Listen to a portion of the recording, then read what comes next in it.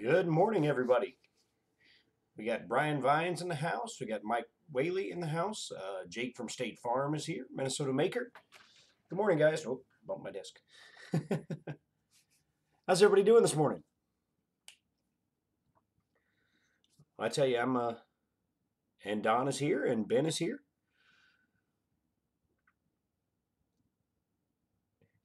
and Trolling for Dollars is here. Man, everybody's coming out this morning, getting here and getting in here early, getting started. Well, thank you guys for being here. I appreciate it. I'm in a really good mood today. I am. Uh, the last week and a half or so, I've had a little turmoil going on in the business world for me. Um, I had my lead guitar player who was absolutely phenomenal. He had spent 10 years playing with Joe Diffie and great harmony vocalist, great guitar player, and all that. And he he got himself a gig offer that he couldn't turn down. So he had to leave me. So um, I had to find a good replacement for him. And then at the same time, my fiddle player, who is engaged to that guitar player, decided that she was going to step away to pursue some other things as well.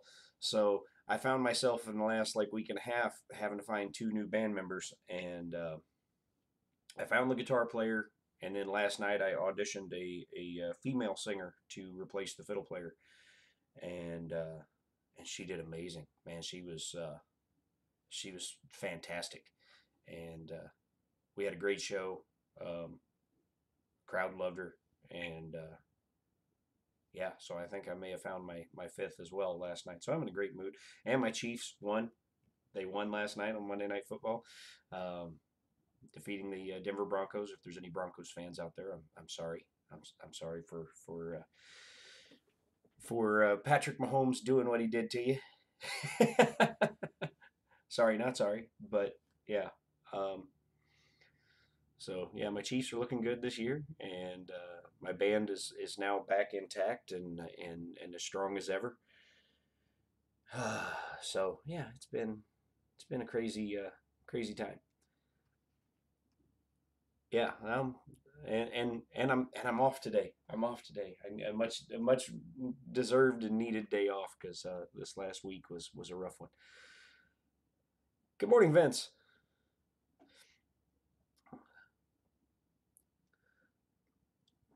But last week I was productive. Um, it's funny, but I think I end up getting more done on the modeling front when I'm hanging out in Mike Whaley's morning show than I do than I do on my own.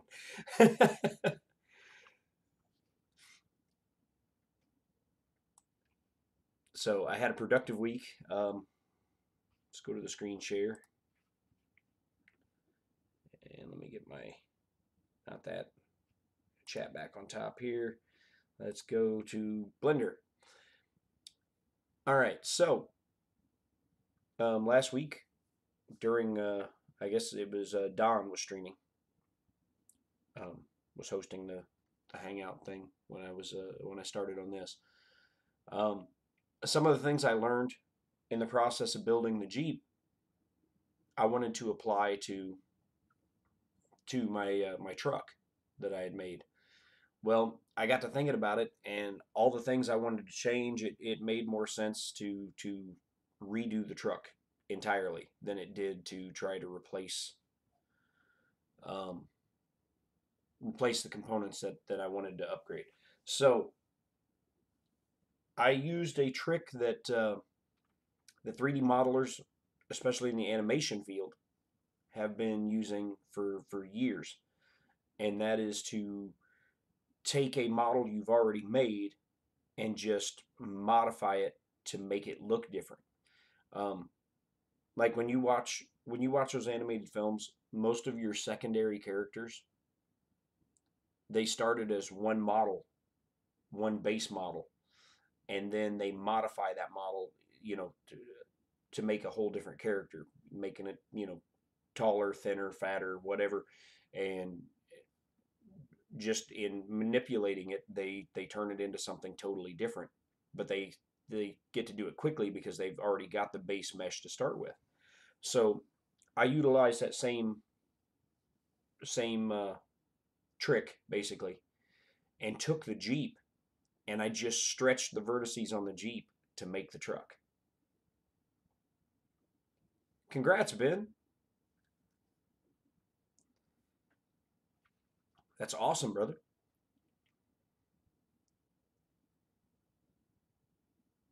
Well, my fiddle player was female as well, but the thing a female singer is going to do for me, Jake, is I play 7 shows a week, 6 days a week. The thing the female singer is going to do for me is take a little load off my voice so that it's not quite so wore out by Tuesday morning when I'm finally off.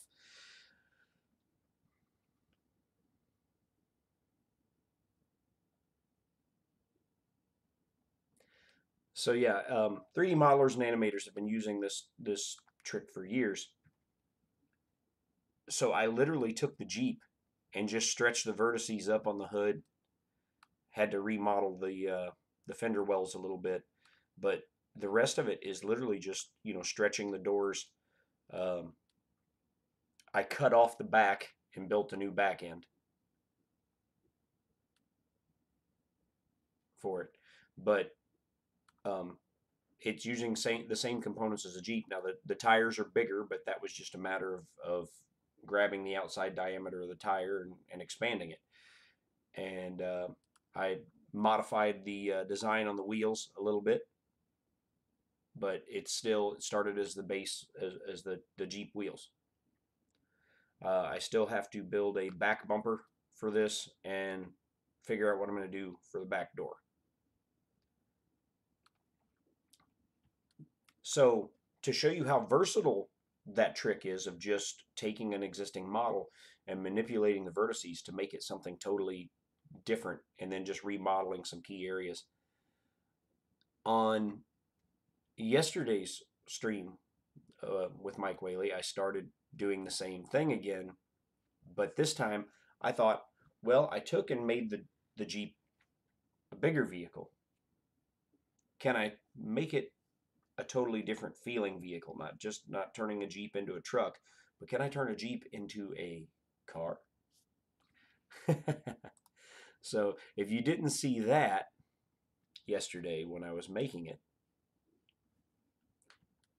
this is literally just squashing the Jeep down, stretching out its front end, laying its seats back a little bit, and then remodeling some stuff. And I made a sports car out of it.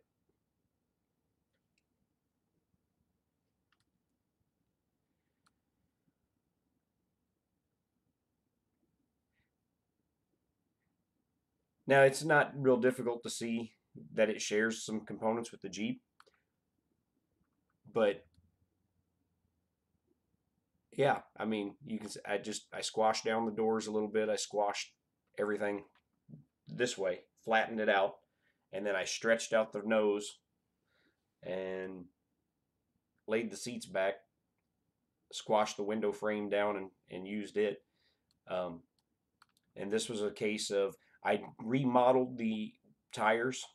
I cut off the outside diameter of the tires and remodeled all new tread because I didn't want tread quite as aggressive for a sports car. And again, this is the same wheels that are on the Jeep, but putting a little spin on them like that so that they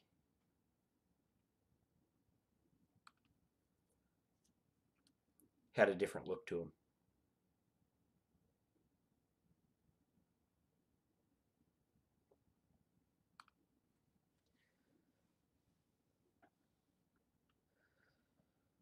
So that's some things you can do, which I've always found neat about 3D modeling is that you can take an existing design and convert it into just about anything just by manipulating the vertices. And the cool part about it is using existing parts like that. It's using engineering that I've already done in the past that I know that I've printed out in the real world and I know works. Um, so I got a couple more things to do. I gotta put a dash in this yet, um, and I gotta model some taillights probably, or maybe people would just paint that whole panel red and be like on the Dodge cars that do that whole taillight panel thing. Um, but yeah, it's a matter of yeah, right. No, I haven't brought that in to modify that yet. The seats are moved closer together, so the dash will probably just have to glue in place across here and not have the center console because the seats had to get moved inward a little bit in the design. Um, Thanks, Calda. So yeah, and good morning, or I guess afternoon where you're at, evening. So yeah, it's just taking an existing model and modifying its shape. You can turn it into something totally different. Like I said, you can tell that it shares some design characteristics with the Jeep, but it's changed enough that on a quick glance you can't tell that they were the same model.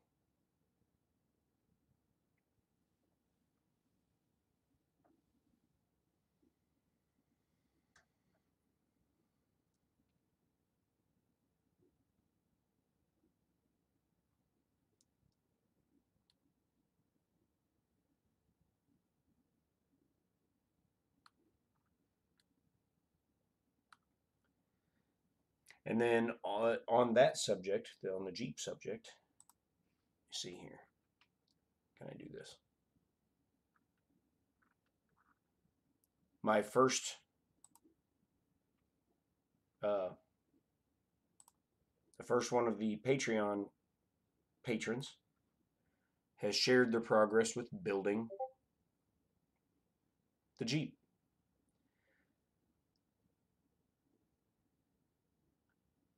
which he's got the doors printed for it as well, but he likes the doorless look.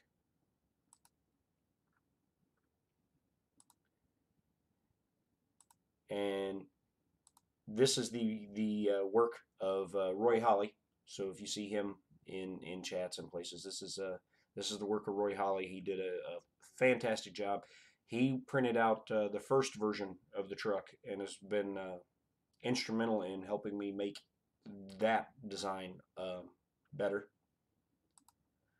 And he is also a Patreon supporter, and so he got access to the Jeep files and has printed it out. And he did a phenomenal job. He likes to do color changes on the model like as it prints, and so like he did a color swap there so that the hood had the black area in the middle.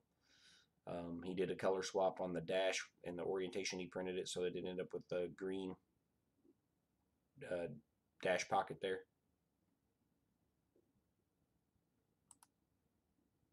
So yeah, he did a phenomenal job. I believe he printed this on his Prusa, which the quality on the print kind of speaks to that. You can see he did a color swap here on the grill as well. So he printed it in orientation where he could do a color swap, and so the raised portion of the grill there is black. So yeah, he did a phenomenal job with it. Was really quite impressed. Good morning, Mike. Never let the machines win.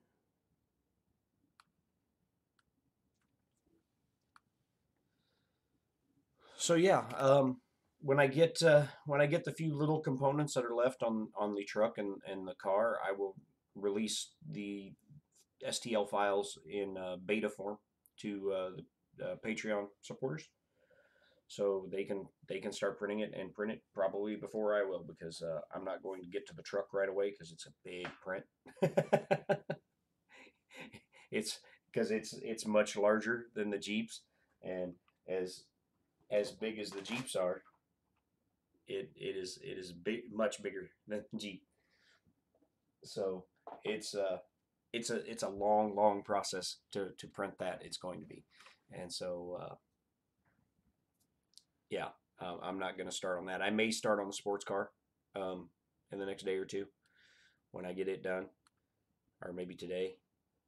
I got to get that dashboard done, and I think really the dashboard's all I need to do, and I can take and modify the dashboard for the from the VSB for that. So I think that's what I'm going to do today. That's what we'll do now. Is we'll work on that.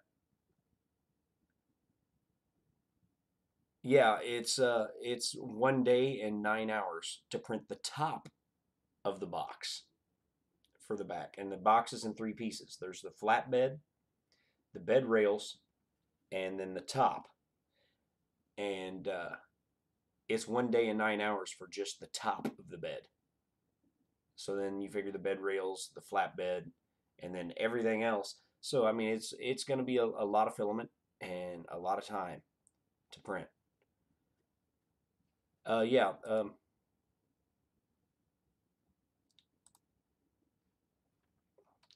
I converted the Jeep into a replacement for my first truck using some of this uses all the exact same engineering that the Jeep used. So I know things like the doors and everything are going to work good. All right, trolling for dollars. Drive careful, man. And we'll see you in a bit. Oh, that's okay, Scalda. I did all of this between what last. I did this one Saturday. Yes, it was Saturday. Yeah. So I built this entire truck on Saturday, and then I built the sports car yesterday. So that's another thing with taking an existing model and manipulating it. You've already got all the hard work done. You're just changing its shape. So it allows me to design totally different things quickly. The helicopter from Airwolf, oh, that would be sweet. That would be sweet. That's a sweet helicopter.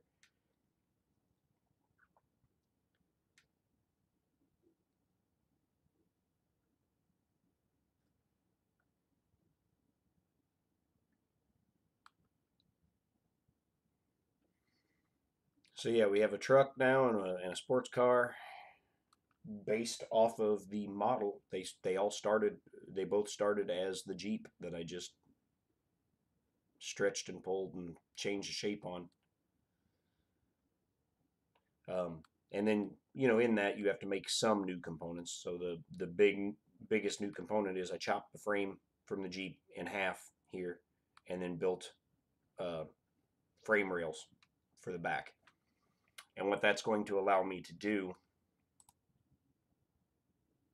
So yeah, case in point, if you wanted to build it as to have like an open top transport back end, you've got the flatbed and the bed rails. You don't need the upper portion. And then if you wanted to build it as a total flatbed, you can just use that part. But having these frame rails back here will give me the ability to build different things for the back end and just design it to slot into the rails here on the side.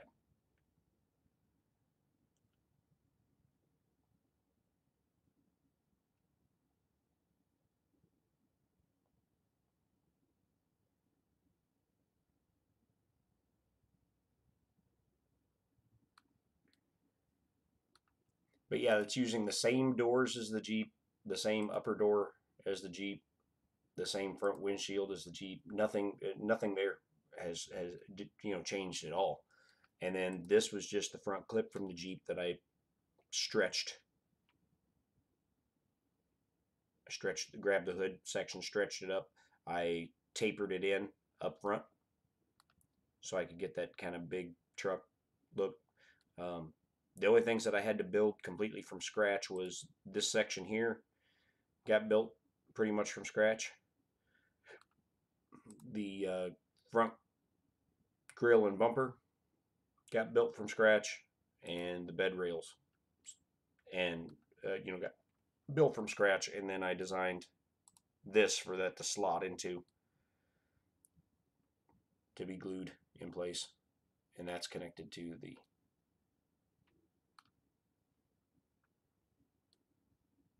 frame there. So it uses the same dash, the same seats, although the seats did get a little lift to them.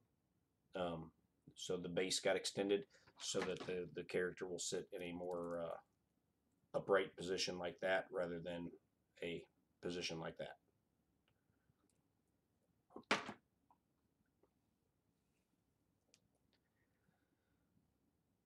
So yeah, I get the couple things that need to be done on these done, and I will go ahead and release them as beta to patrons, and if they choose to print them out, they can. Any beta files that I put up come with the understanding that there might be something that needs iteration, so you could be wasting time and plastic in attempting to print it. I will eventually get around to printing all this stuff.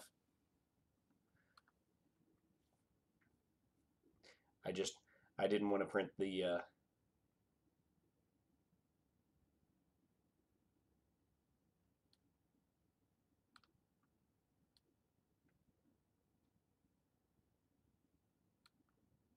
backseat designer.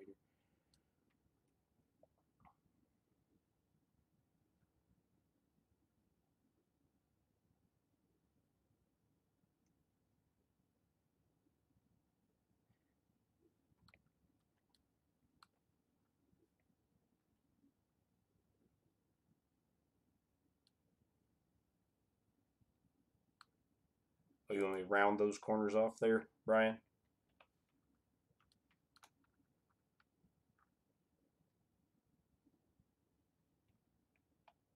See what that looks like.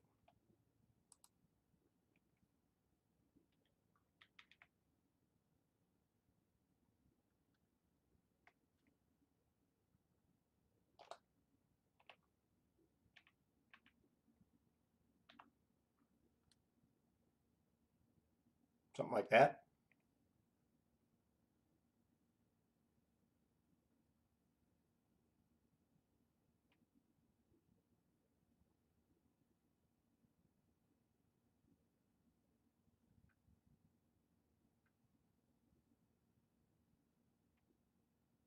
I didn't take.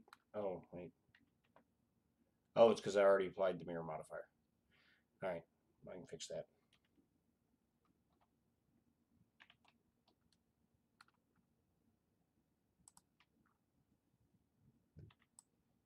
I can fix that. Just delete vertices.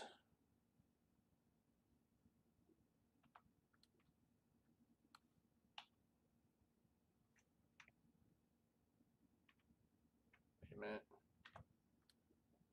Oh, wait. Okay, I see something wrong here. See, see. Hide that.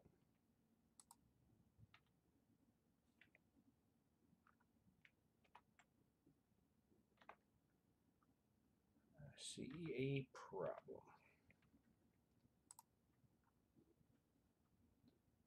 That is overlapping and should not.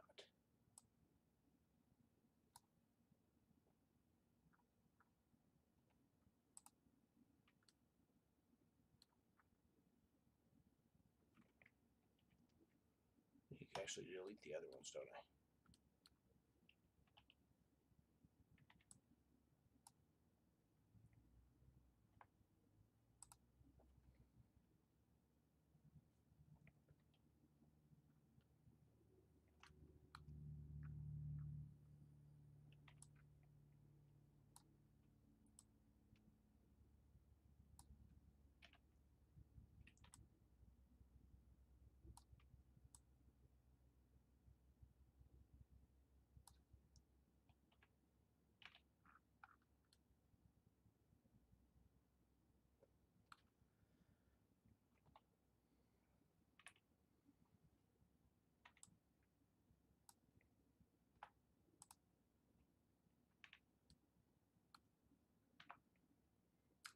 go here and we add modifier. We go mirror along the Y, not the X.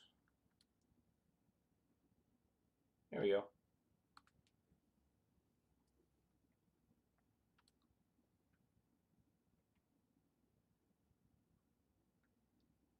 There you go, Brian. Little bevel to the back cab corners.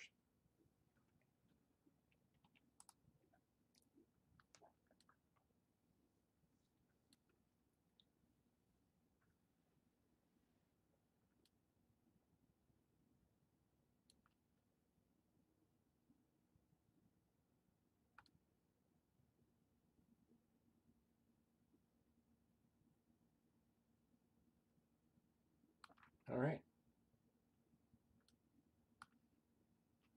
Front clip, front clip, front clip. Not that one. See, I brought in the front clip from the original truck so that I could make sure I was, scaling things appropriately. As I brought in the Jeep body and then just stretched the Jeep body up to fit its size.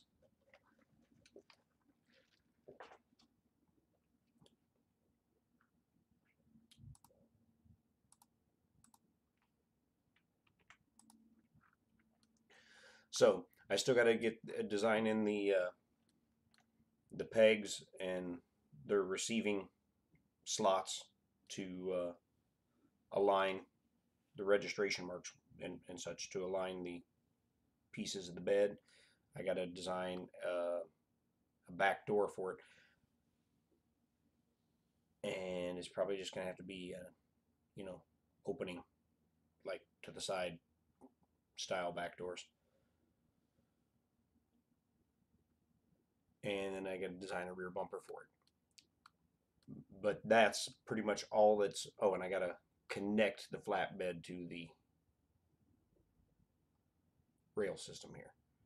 But those are all pretty easy things to design. The hardest thing will be the doors, and again, that's not super difficult.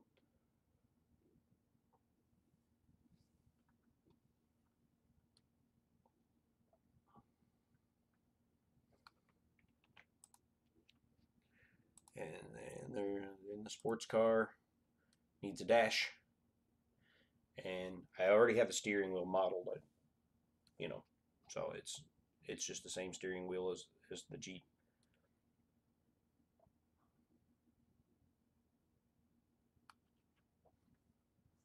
So I'll take and modify the Jeep's dash to fit in here.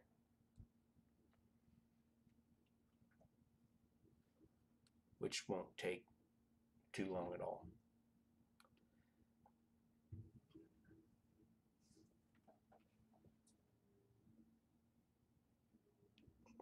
Trash company's running early this morning.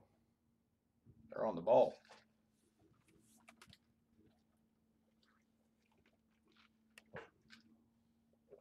All right, so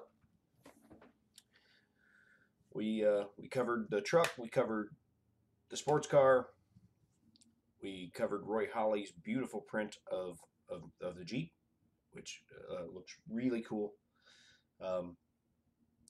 Couldn't wait. I was super stoked to see some people start posting some build progress pics, and so I hope he sees this, and I thank him for that.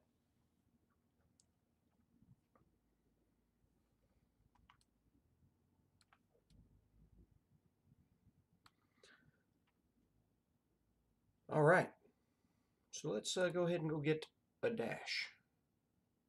Let's go get the dash off of. Let's just grab the dash from the four-door here. We'll copy it. We'll open sports car. We'll paste in the dash. Now we have to modify it.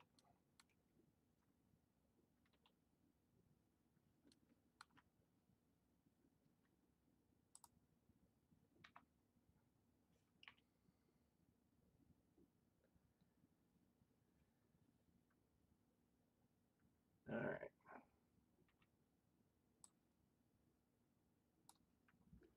Slide all this stuff forward.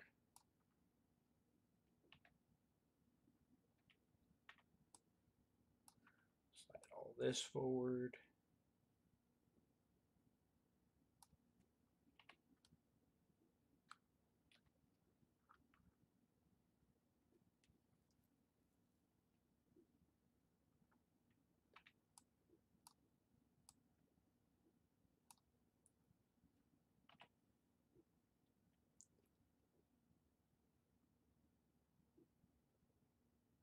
$100-yard dash cup. He's so crazy. Hit G to drag it down.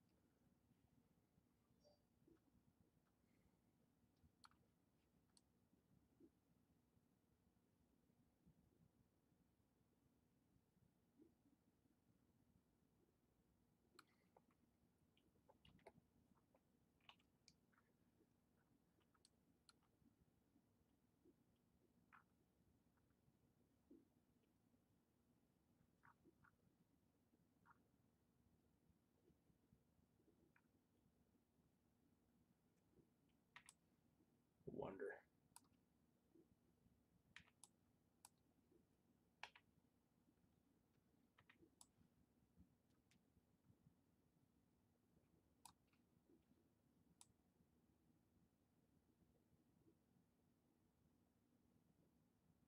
I drag that down as I gotta deform the dash.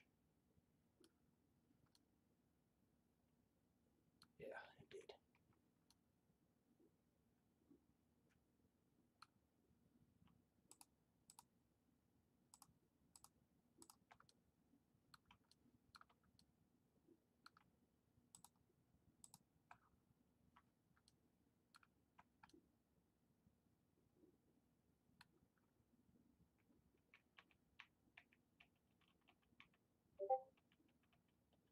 Something deformed the dash right there.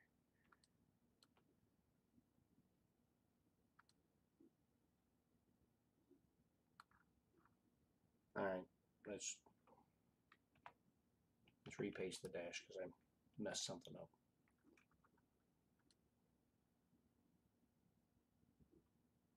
No, it's got that. Oh, wow. I didn't notice that before.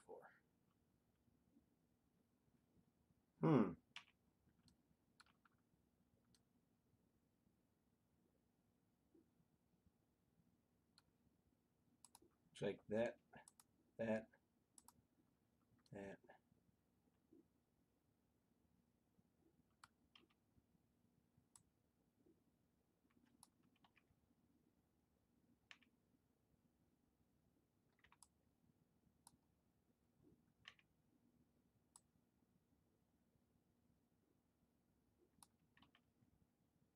Something that's grabbed there that's not supposed to be.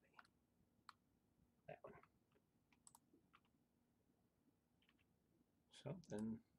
At one point in time, I accidentally grabbed a hold of those and drug those way out of spec.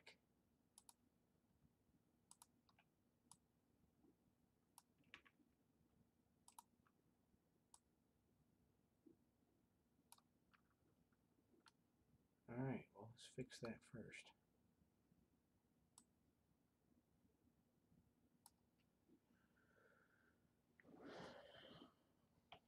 Alright, well, I don't know when I did that, so I have to go back and look at that in the Jeep file.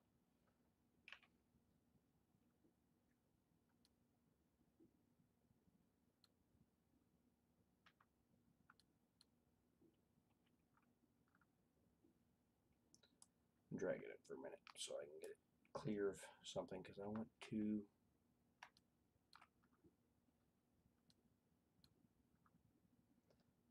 get rid of this. For this particular model, I want to get rid of this whole box right here.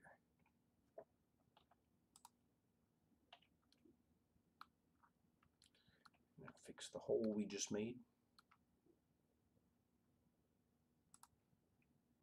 I say we, but I made the hole.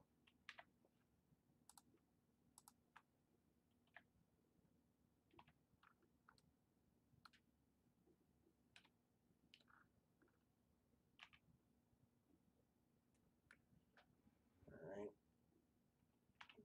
The whole thing. Move it down.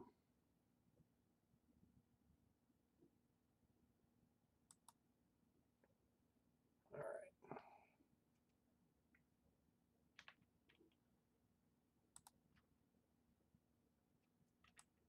You guys are being awful quiet over there in chat.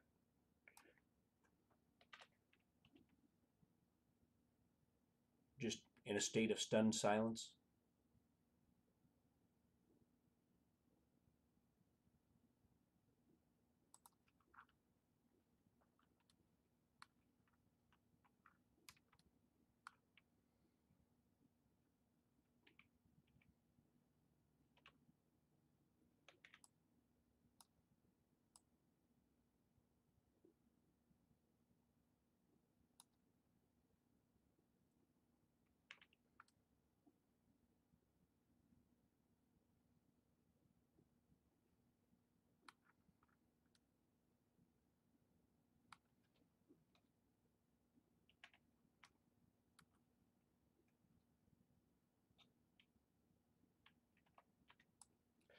Because I know it can't be your, stunned by my masterful work. Because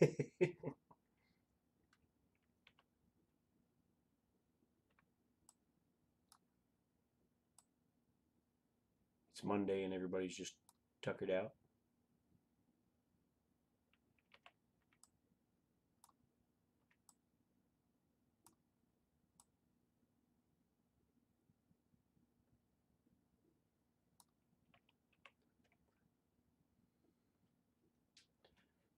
Morning, Ben and Joe and Roy. Roy, I was sharing your masterful job you did printing the Jeep just a little bit ago.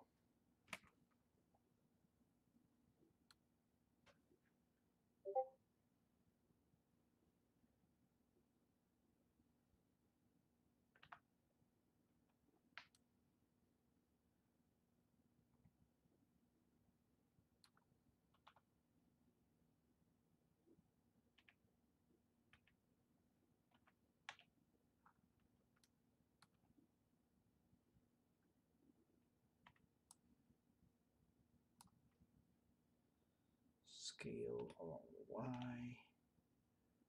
Smash that all in till it fits. Gives a little space between the seats.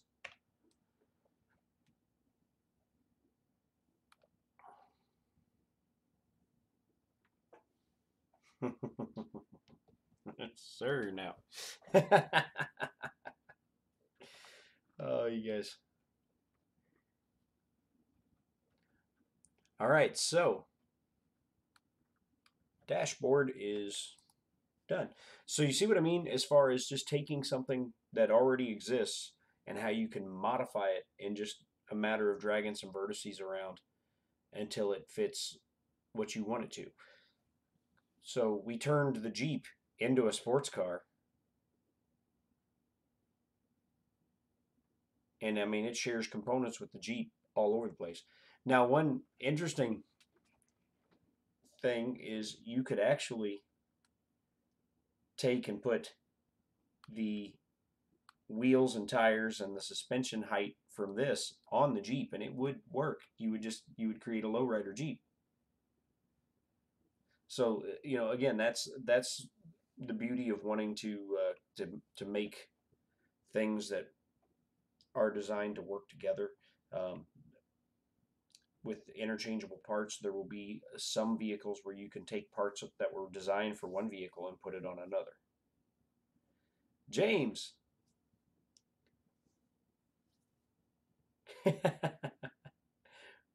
With 3D modeling, man, all things are possible. This is from a design standpoint, anyway. You can design whatever you want.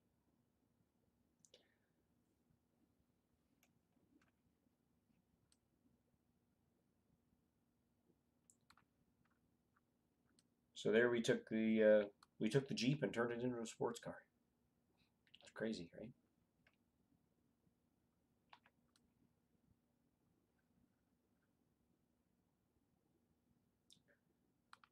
I guess I do need to. The steering wheel's not centered up there. I need to modify that. So let's see here.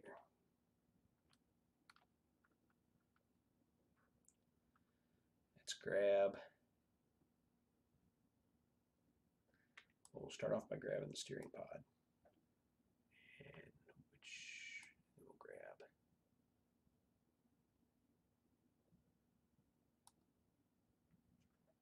Gauge cluster.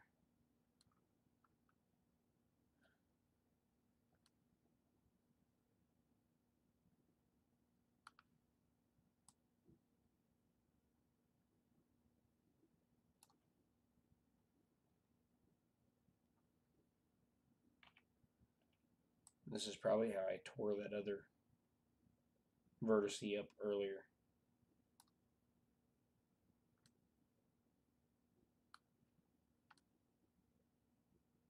I probably grabbed and moved something I didn't mean to move.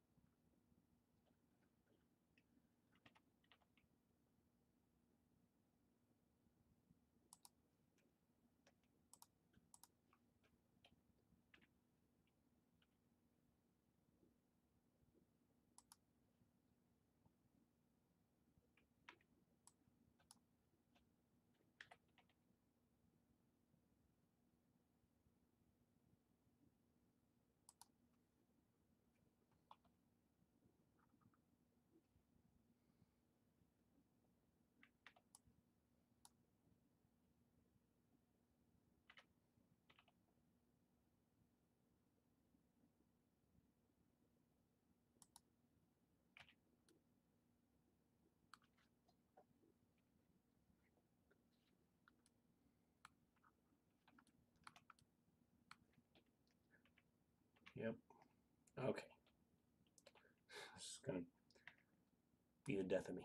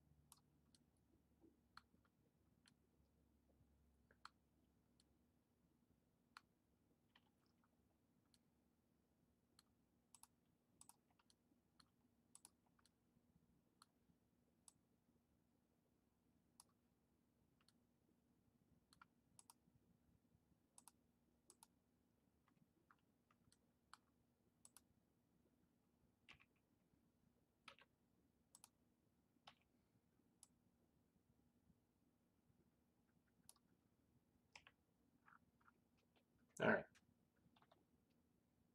There we go. That's better.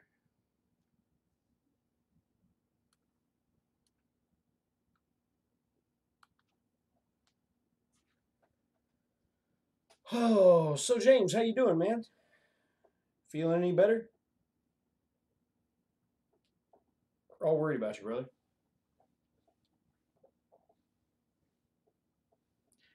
No, you didn't want to go into it much, but you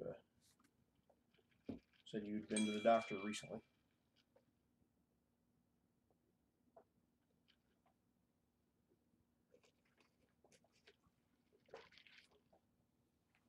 You rest up and you get to feeling better, brother. Because you are, without a doubt, one of the people that's responsible for me getting into all this madness. I want to see you doing well.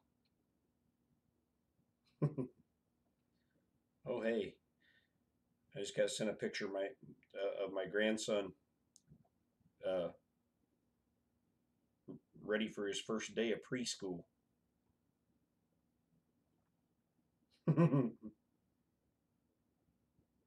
got a Minecraft backpack, or as he calls it, his pack pack.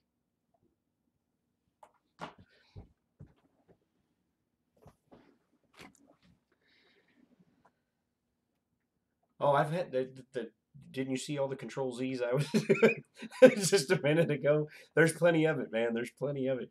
I was like, undo that. I messed that up. It's okay, man. You know, there'd be no judgment coming from me. That's for sure.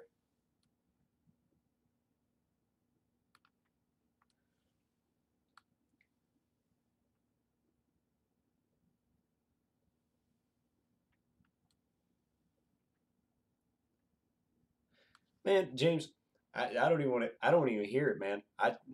I couldn't sit down and design a 3D printer in this and print it out and have it working 24 hours later.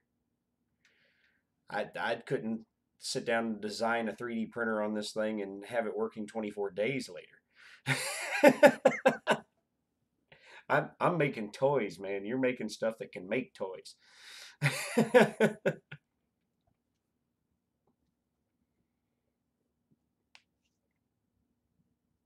And I can't use Fusion 360. I've tried, man. I've tried.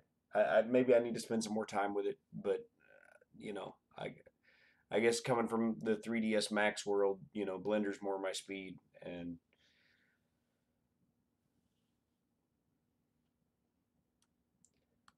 and I think maybe, and Jake, that could be my problem too. I am not, when it comes to modeling, I am not technical minded at all. For me, it's entirely just a creative process. I'm like Bob Ross. I'm, happy with happy little vertices. This happy little vertice can live wherever it wants to. We're just going to put him right there.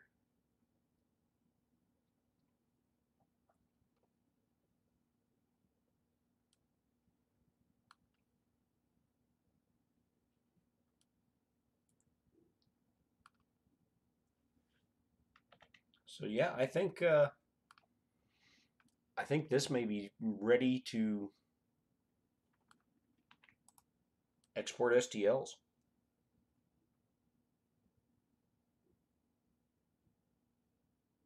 Could be, maybe.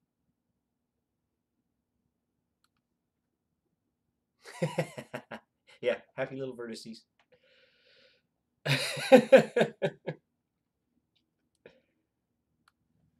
And it's pretty easy to see you can see a vertice that's not happy. It tends to tear all sorts of stuff up, and he's not living where he wants to live. So you try to find a spot where he wants to be. If you can't find a spot where he wants to be, just delete him. Just kill him. Delete him and start over.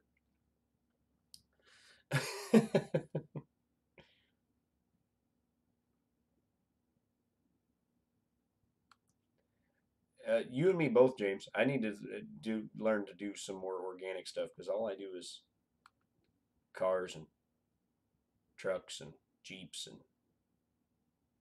and I've done one building. I have done one building.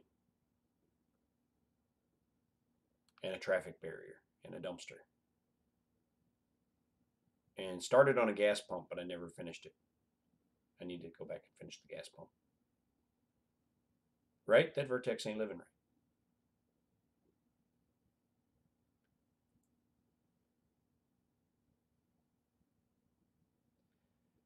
Yeah, if you're used to 3ds Max, you get into Blender, it's not that bad.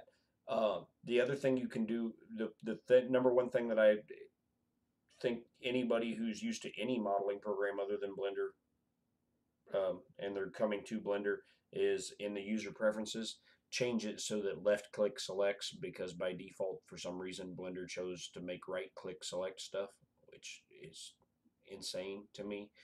But you can change it in the user preferences, and as soon as you change that, my workflow went much smoother. I stopped mistakenly moving my 3D cursor when I wanted to click on something, because you're used to going to that left click for everything. It's just like ingrained in your head, and you can't get away from it.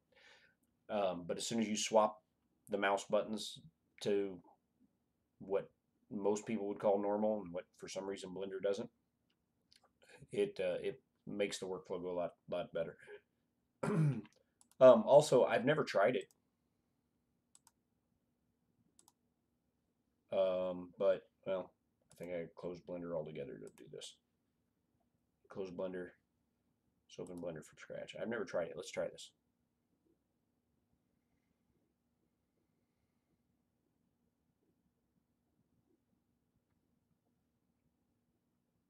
Um, it has 3ds Max as an option on interaction. Let's try it and see what happens.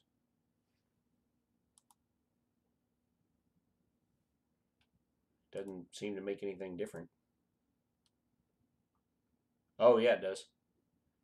So now, instead of rotating the middle mouse button, when you click the middle mouse button, it pans. So yeah, you can use 3ds Max style interaction. Or if you're used to Maya, it's an option as well. But I want to go back to using Blender because I haven't.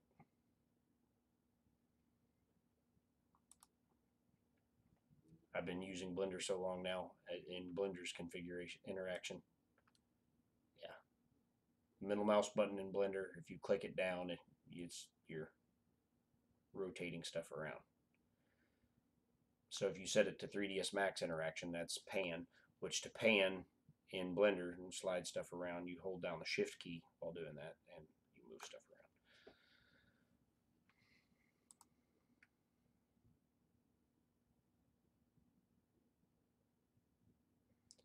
around. Bad news on my tank treads. They're not going to work. They're not going to work. So I'm back to the drawing board on those. Um, I think I'm going to finish. I'll finish designing the tank. I'll finish designing the tank, and then I'll build a one-piece tread, and then just print the tread out of TPU. I think that's what I'm going to have to do, because my interlocking tread design is just too fragile. Maybe if I was printing it out of something tougher, like if I was printing it out of, nylon or something, I don't know. But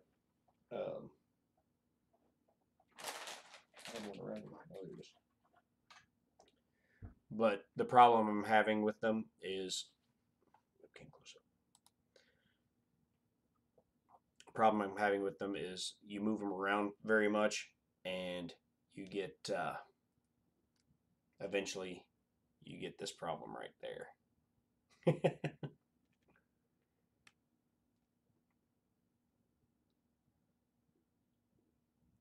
I've got these four, and even with that one piece broken off, it still holds together, but fairly well. But yeah, it's just going to be too fragile.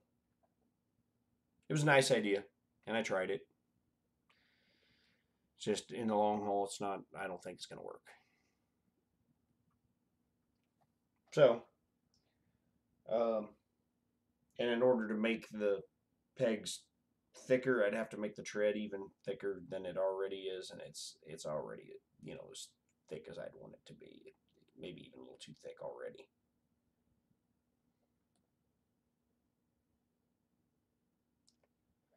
Yeah, well, yeah, if they were much bigger, they would probably be stronger. But you know, that right there is about the scale I need them to be. And like I said, they work. They're just not they're not very rugged. They can't take much abuse at all. So like I said, maybe if they were being printed out of a more uh, durable material like a nylon or something, you know. But I think the way to go is just to model a tread that basically will print it out as a one piece deal in TPU like a giant rubber band. Stainless steel. Yeah, I no, I don't. I, I do not, nor will I ever have a printer that can print in all metals. Well, I guess I won't say ever, but unlikely, unlikely to ever.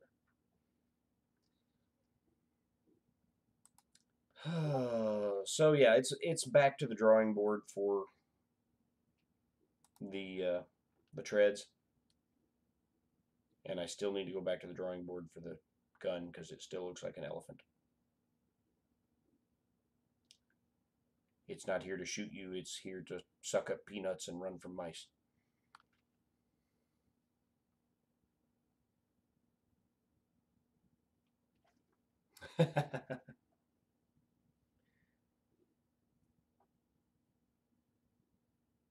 So yeah, I'll design a tread once I get the tank done. That I'll just wrap all the way around the wheels, design as one piece, and then print it out like laying on its side in TPU, and then just wrap it around the treads like a rubber band. So that's what has slowed down the tank progress.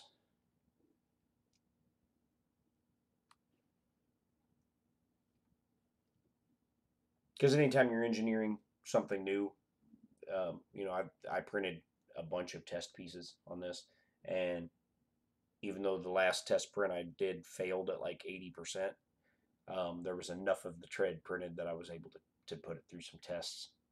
Go ahead and broke the supports off and connected together. And that's another thing. Just in breaking the supports off, uh, I would break like one out of every three of these just in trying to remove the supports.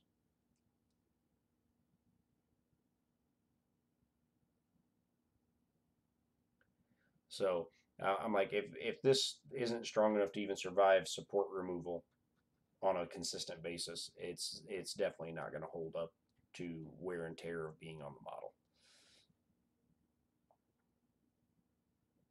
And I sit and I play with this one, I flex it around a lot, and that invariably happens. It didn't break that time, but it did actually come apart. And I'm like, as these treads wear in, they're going to come apart easier and easier until you'd be trying to roll the tank on the ground and your tread just come apart and you'd be leaving treads behind. So one thing I was looking at was somebody else had a design that used filament for a pin that runs through it, and I was looking at the possibility of that, and I think that would work, but I don't want to go through the hassle of running pins through every single one of these in assembly. That's just it's more work than what someone would want to do to put these models together. So that's where we're at on the tank treads. So we're back to square one on those. But that's where we left off on the tank. The tank itself is coming together okay. You know, the body is there, the turret is there. Um, the geared wheels, the bogey wheels. It was coming along.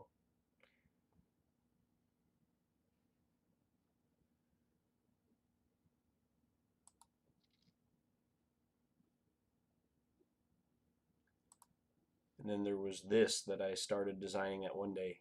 We were messing around.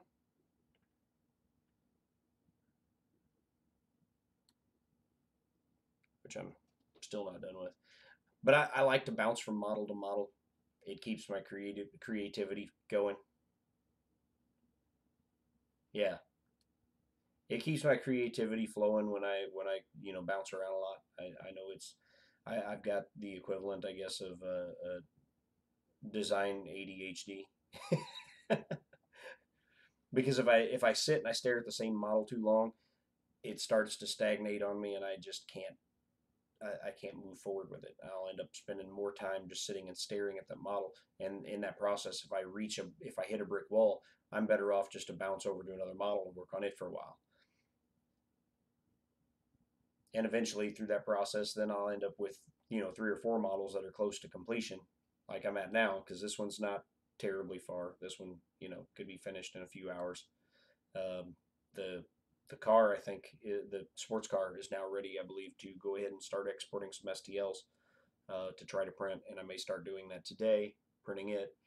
And the big truck is, it needs back doors, rear bumper, connect the 3 pieces of the bed together, connect the bed to the frame, and then it's ready.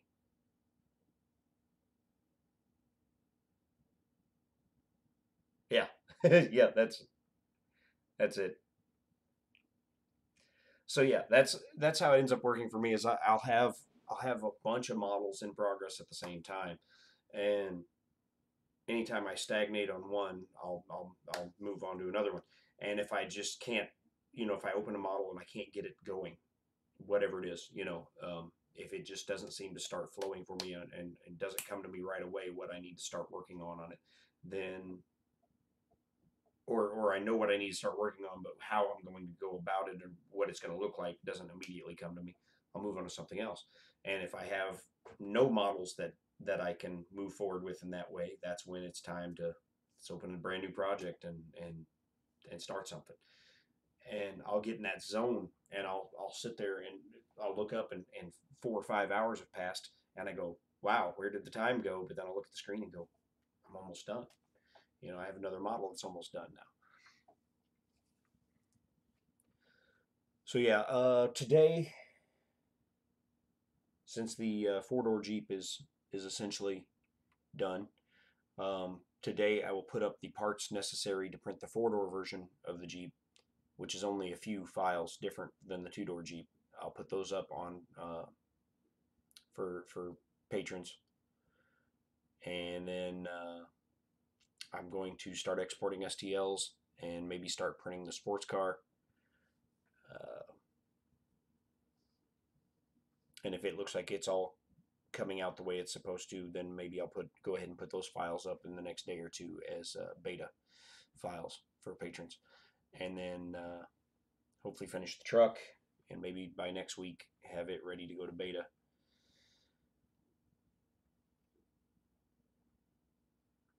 Stuff will just start coming together. Which today was Patreon payment day, and I guess not everybody's went through this immediately this month. Maybe they at the time they joined, it won't start for them until next month. Um, but I thank everyone who's pledged to do that. That's awesome. So yeah, today I only had $2 and some change come out to go pay Walter instead of the $9 and some change I had last month.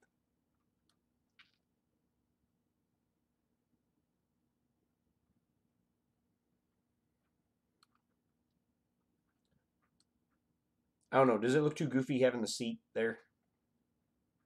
I'm still not sold on it.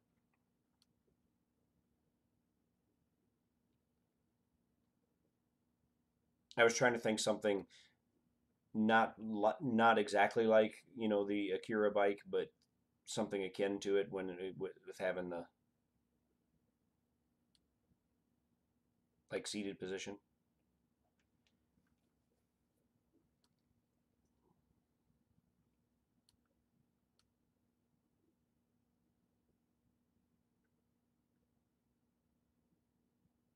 Something futuristic and fun.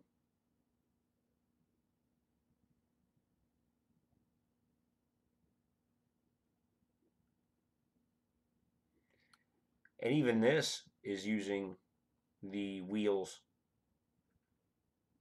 the wheels from the Jeep that have just been uh, modified. Squashed it down in this way for the front wheel, and then the rear wheel is full size. Actually, it kind of reminds me of if it were green and had a dragon head right here.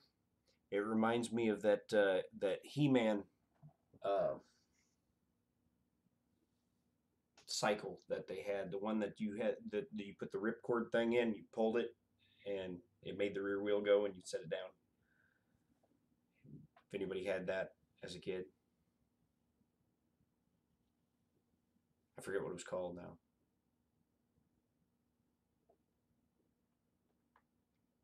That's gonna bug me now.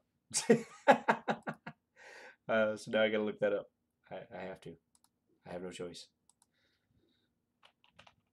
He-Man vehicles, because I don't even know what it was called. There it is.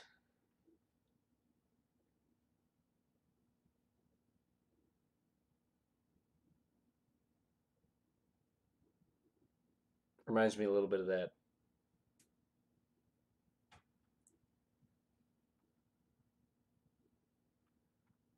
Forget what it was called. What was it called? They don't know what it was called either. Oh, Road Ripper. There we go. There's one that's not tore up.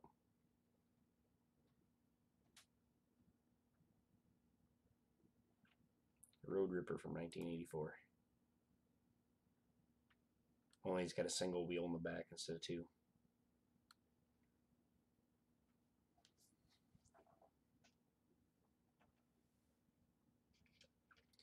Yeah, it's been forever since I watched Akira. Forever. And truthfully, if I'm being honest, I didn't care for Akira. I know it's an anime classic, and some people are going to say I'm a blasphemer for saying it, but Akira just didn't do it for me.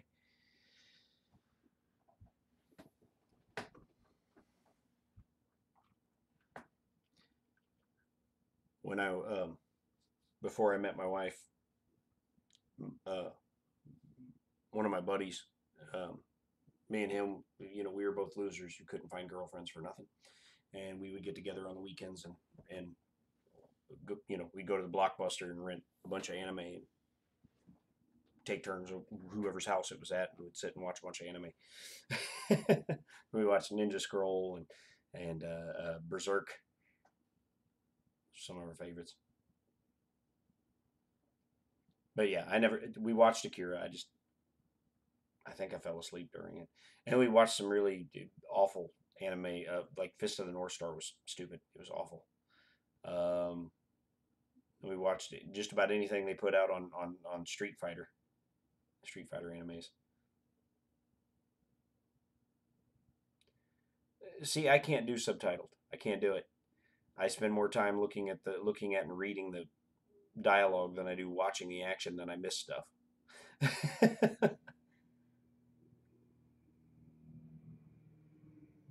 was like, I need to learn Japanese so I can watch some of the stuff that is only available subtitled. Like I tried to watch not that long ago, Attack on Titan, but because it was only available subtitled, I went, oh. I didn't get it. I didn't get it. Recent one that I actually liked was Sword Art Online. I know a lot of people like that. Season 1. Didn't care for season 2. Yeah.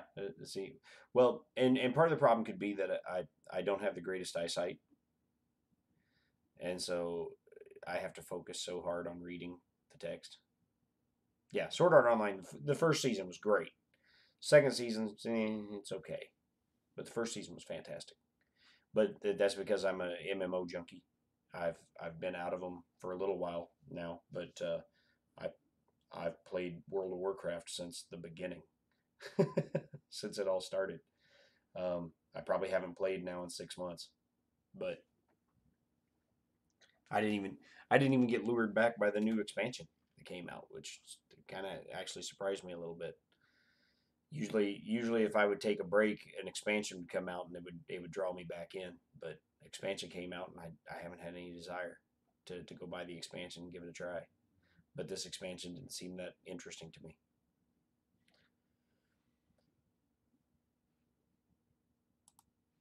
So maybe I've outgrown World of Warcraft. I think 3D printing has made me outgrow World of Warcraft because now I get something else that occupies my time is 3D design and 3D printing. So the time that I used to spend, jacking around on MMOs, I'm designing stuff and printing stuff.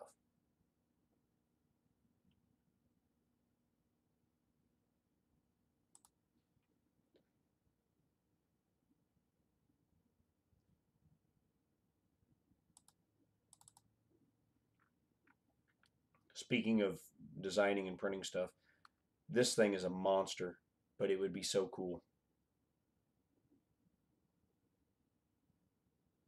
This thing would make even the truck look small because it's ginormous.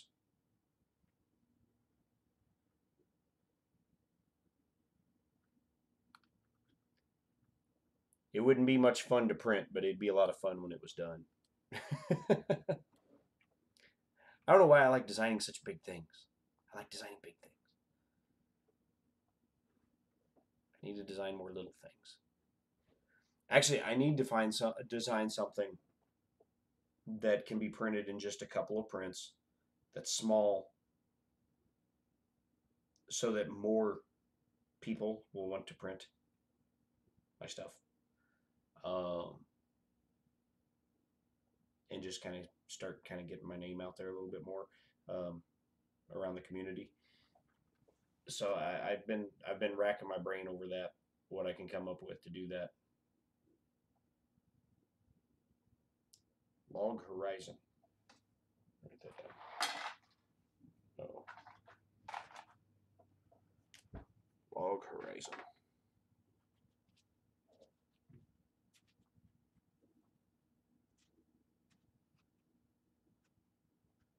All right, I'll check that out. I will look that up.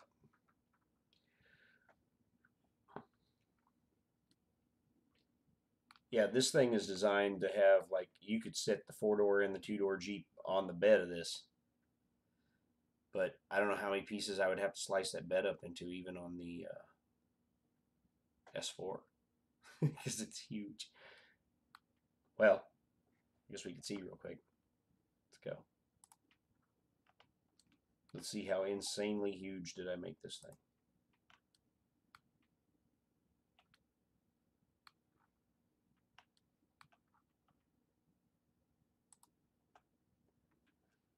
And display, segment, show. Oh, I haven't scaled it yet. So that's not going to help anything. I haven't scaled the whole design down yet. Well, I guess I can do that real quick too. I know the tires are meant to be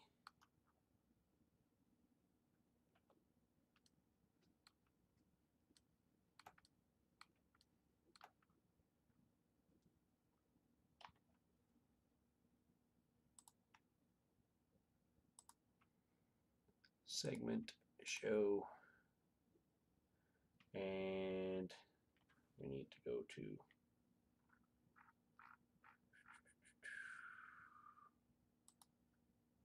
millimeters.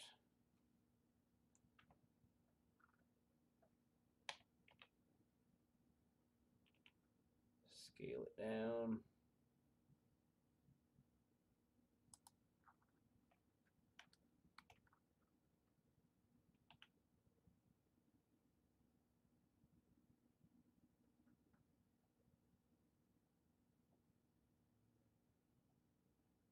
Wait, what are these? Tires. Crap. I think these tires are 55 millimeters. So these would probably be, scale it back up. These probably be roughly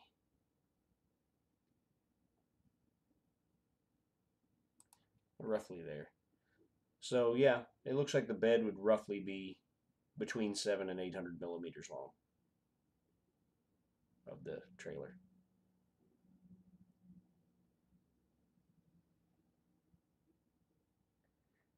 I will watch that later, Ben. I liked your last video, man. It was good stuff from the TCT show.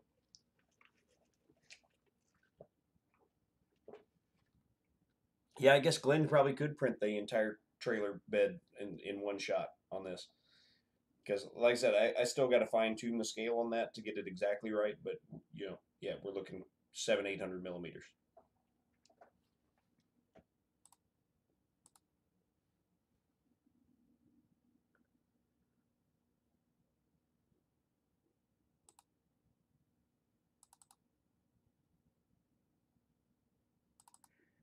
And I need to, at some point, sit down and print that, my guard shack.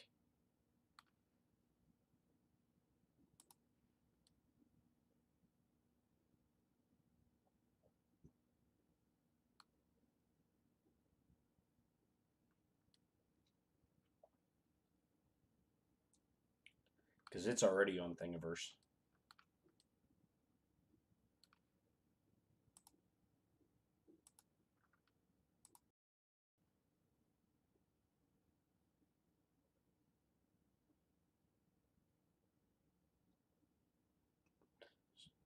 So yeah, you'll recognize that from my starting soon screen. That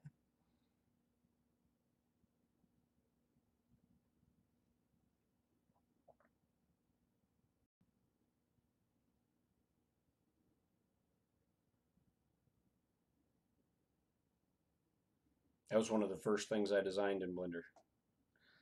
So yeah, the render of that is my starting soon screen.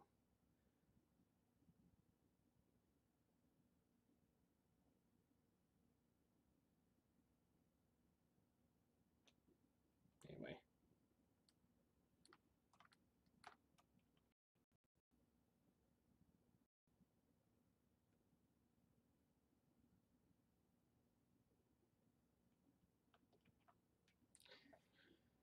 What kind of printer are you looking for, Ben? Are you, I mean, there's so many options. I mean, start off with, you know, build volume.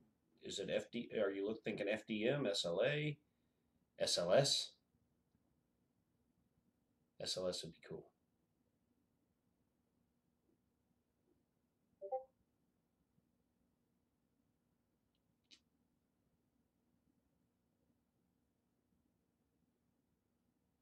SLS would be awesome, actually. Yeah.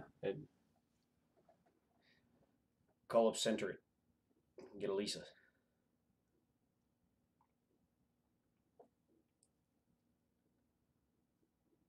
Then I can have you print my tank treads for me, because then you'd be printing it in nylon. The nylon powder, and we could print them, like design it so that it print in place. And so it was all one piece. It'd be awesome.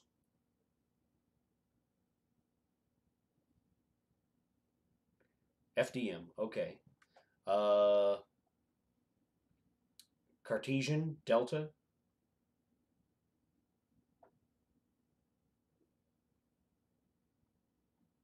I3 style, Core XY.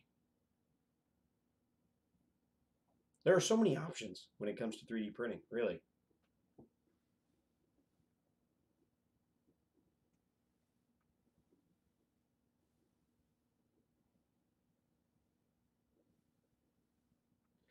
Yeah, I think the center at Lisa is the most affordable, and it's what, 6 grand?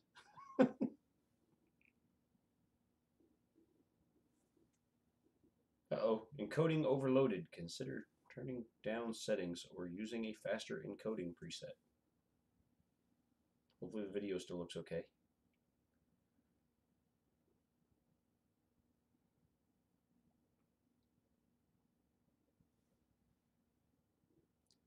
Yeah, I think the center at Lisa right now is still the most affordable SLS machine.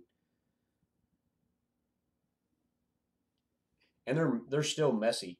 They're at least they're not like highly toxic. You still want to wear like a mask so you don't breathe in the powder when you're cleaning off the parts, but um, because breathing in plastic powder is probably not a good idea. But at least it's not as toxic as like the resin. Um, but yeah, the center at Lisa is like 5 or 6 grand, I think. I think. Let's find out. Center it. Lisa 2. I haven't been keeping up with that. There's a new one.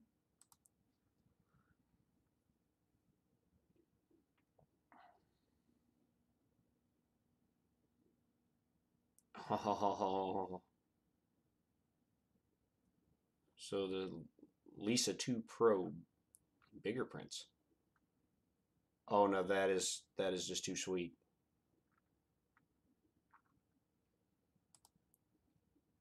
Yeah, I can't do that.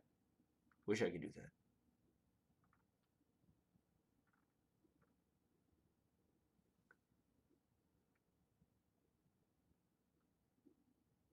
That is so awesome.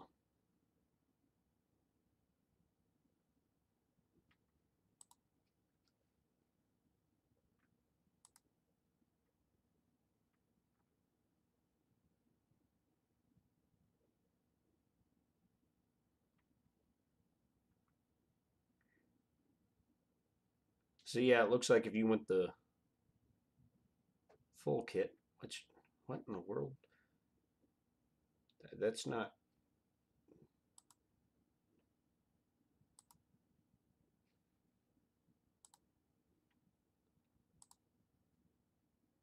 Their prices are screwed up looking right now. That's not an US configuration for pricing.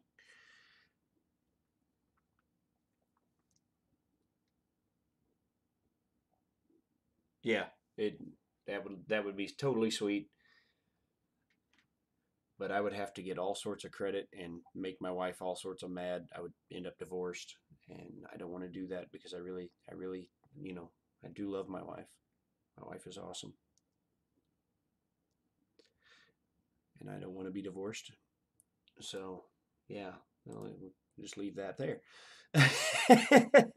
uh, and then, well, I think there's only really two on the market right now, and there's the Formlabs Fuse and the Center at Lisa.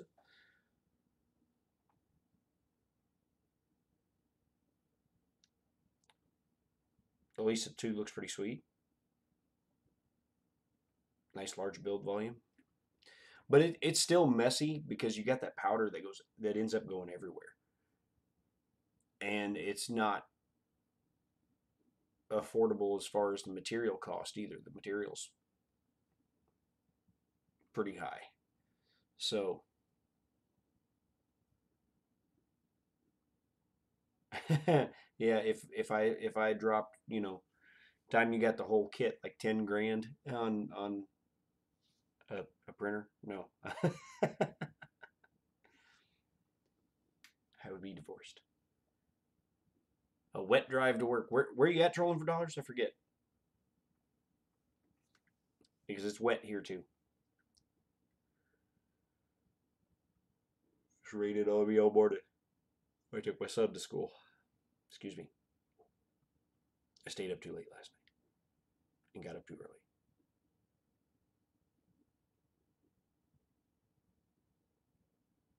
True. That's true, Scalda. You can, yeah, you can clean up after yourself with the powder a little bit better, but it is messy. It would get everywhere. Um, you know, if you had one in your home, you would end up with it would look like you had dust on everything. Phoenix. I didn't know it ever got wet in Phoenix. I thought it was just hot and dry.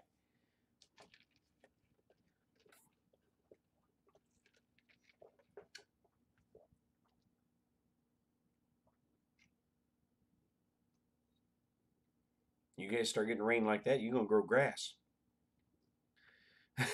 which I've heard is a rarity in Phoenix. A friend of mine lived in Phoenix for a little while, and he was like, "I have no grass. I have a sand yard."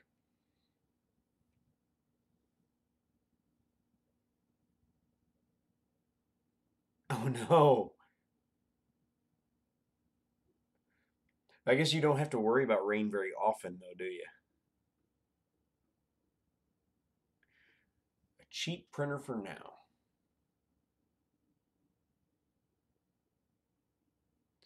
I would go with the Ender 3 over the Monoprice Mini. Larger build volume and pretty uh, pretty reasonable machine, and most people have had pretty good luck with them.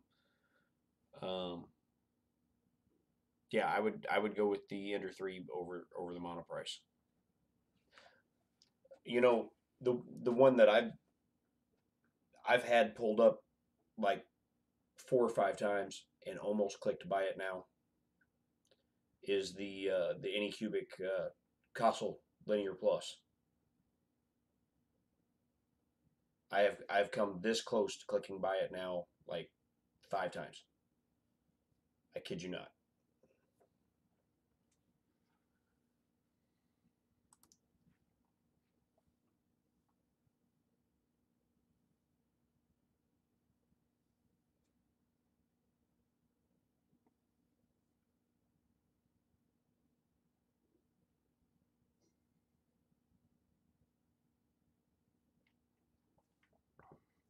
Because that Anycubic Castle Linear Plus, I have seen some people getting some gorgeous prints out of it.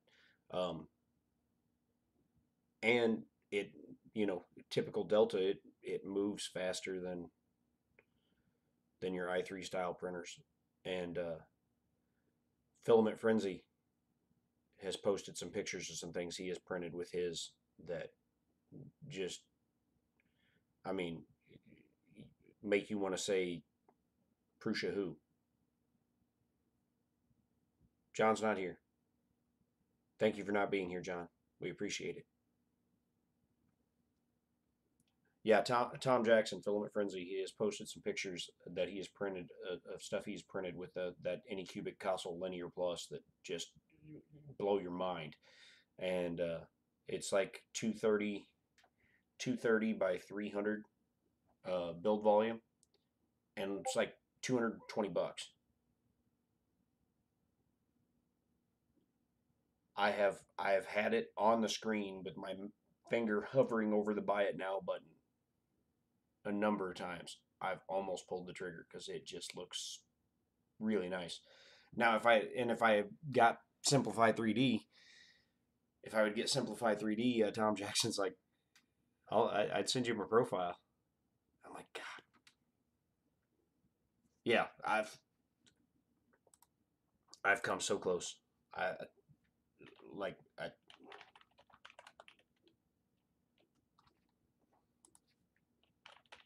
Anycubic Castle Linear Plus.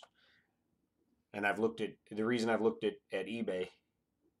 Yeah, there you go. See right there, $228 is because again it's quick and easy to use my PayPal. I'm like, oh, and I'd probably get in trouble, but I have the money sitting in PayPal right now to do it that I've saved up from my Wednesday music live streams.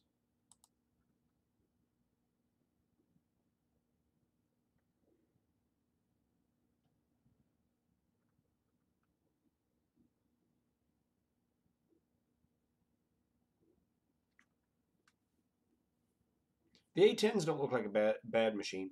I would like the A10M with the color mixing nozzle on it. They got an A20M coming out soon that looks pretty sweet too. It's a little pricier, but it's a little bit bigger build volume, and kind of looks like the those new Creality machines with having the electronics and stuff in the base.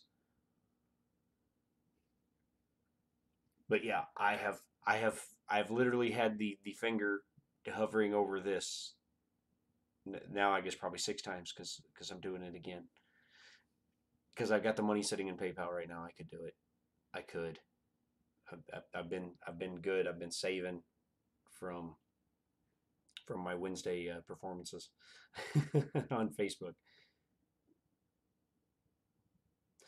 Well, it's not that I'm all that hyped for them, but I don't have any. So having one could give me the option. You know. So yeah, I'd kind of like an A10M. I would. Um,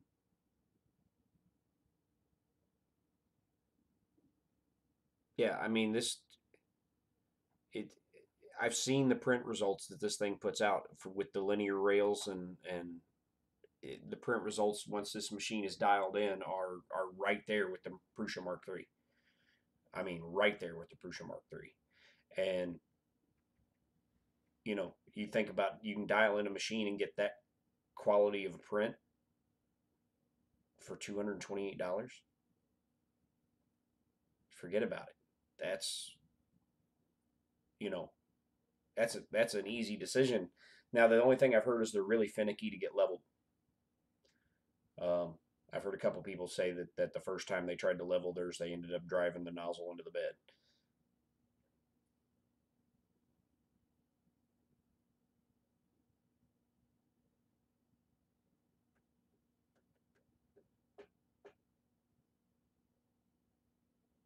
Yes, Filament Frenzy has the Anycubic Castle Linear Plus, exactly like what I got on the screen right there, and he gets prints that are just absolutely beautiful. I mean, you almost can't see layer lines; they're so perfect, and there's no zitting and no nothing, and it's just absolutely gorgeous prints. That I mean, like I said, it's right there with the Prusa Mark III all day long. Yeah, it's auto leveling. It's got a thing you clip over the hot end, a sensor. You clip it over the hot end. You level the once it stores it into the machine, and then you take that piece off and you keep it in case you need to level the bed again. It doesn't do it every time. It's not a true like auto bed level. But I know Delta machines are a different beast altogether. But I know they print faster, which I would like. Um, and this one obviously, like I said, with the linear rails. I heard the pulley version is junk. Yeah, I heard you don't want the pulley version, but if you get the linear rail version, it's a thing of beauty. And 230 by 300. Now, granted, you start losing some of that build volume as you go up because a delta is it tapers to a point after a certain height. Yeah, after seeing Walter's experience with the little monster, I would like to build volume, but I don't think I want the hassle if it's gonna be that much hassle.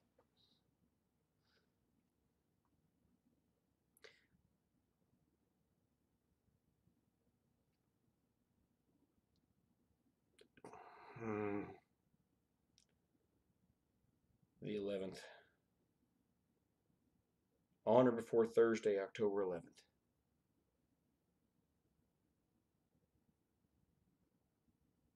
Don't do it. I want to do it. Don't do it. And this is actually Anycubic's actual Facebook page, so you're or not Facebook, eBay page, so you're buying it directly from Anycubic.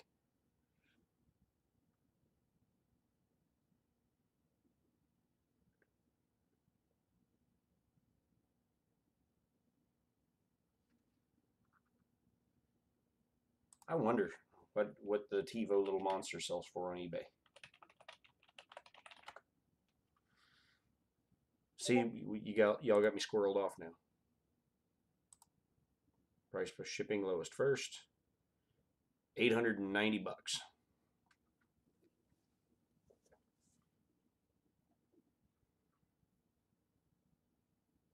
Yeah, I don't have that sitting in PayPal. I can't do that. I could do the Anycubic. I would probably get in trouble.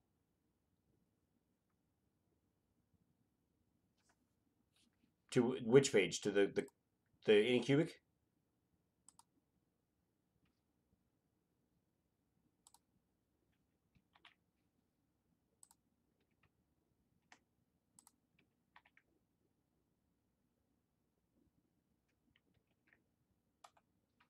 Um,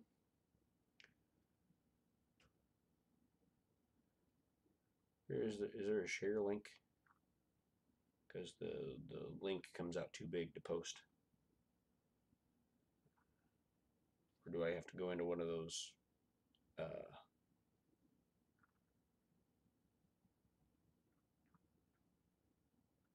I missing it? Oh, there we go. Let's see.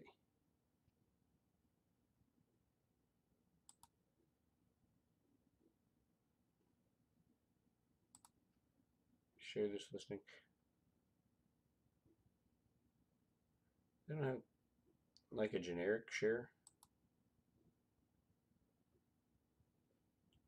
No.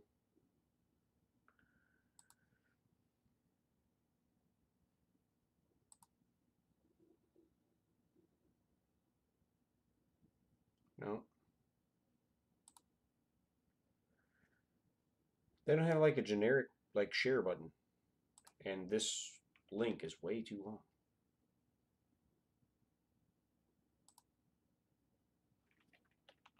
Shorten URL.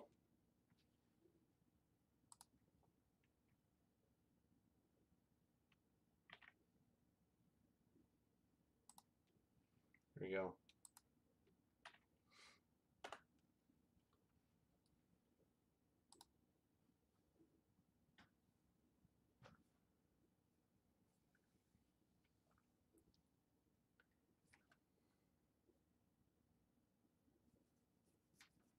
Yeah, I'm still sitting here going, don't do it. uh, I'm trying to talk myself out of it, like more than you can imagine, because I've been saving for the last several weeks on my.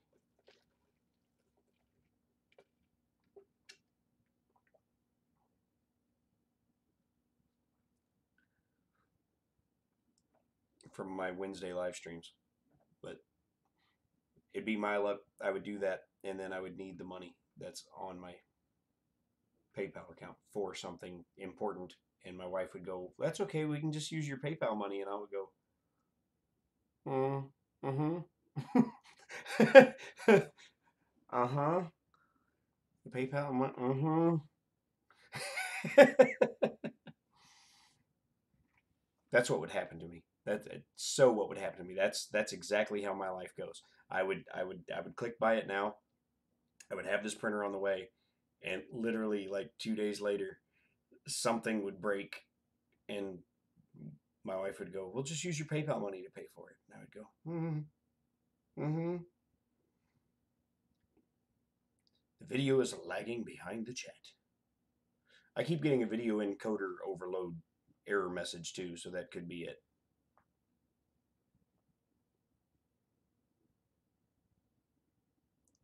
Yeah, I mean, like it pops up every like 20, 30 seconds.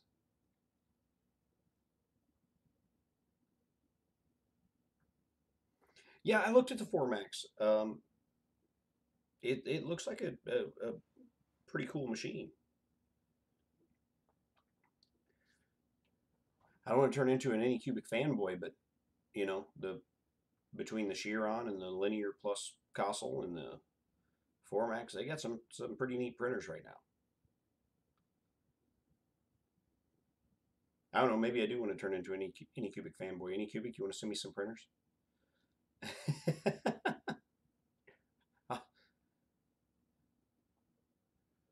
I'll print some. I'll print some Jeeps and some trucks and some cars.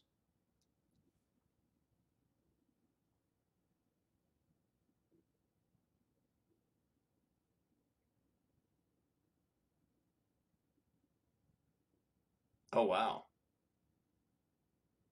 that's crazy. That what I typed in the chat showed up before I went.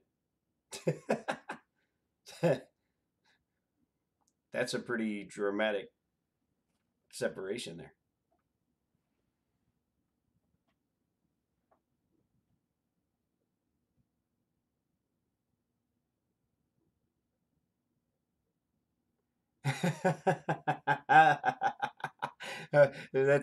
That's my excuse. Mike never lets me win.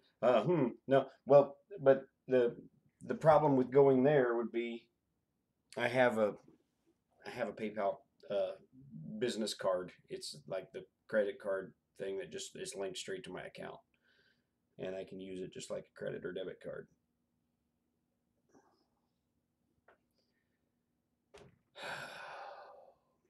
And the only reason I got that was so I could buy things off Amazon with it.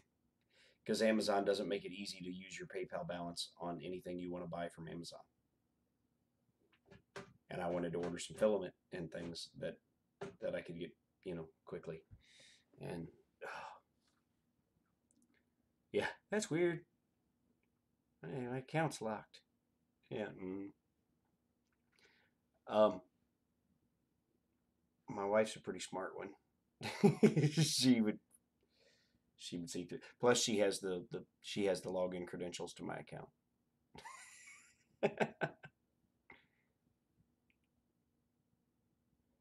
Because there's no such thing as my money and her money. It's all her money.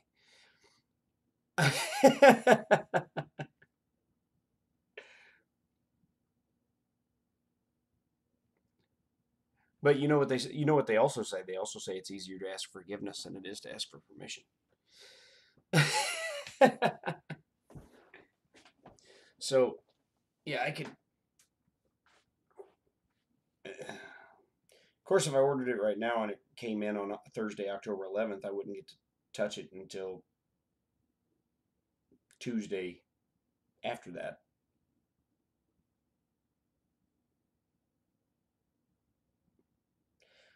Well, my plan is to bring in some more printers, but to keep only the best ones that fit my master plan, and to move the other ones on down the line.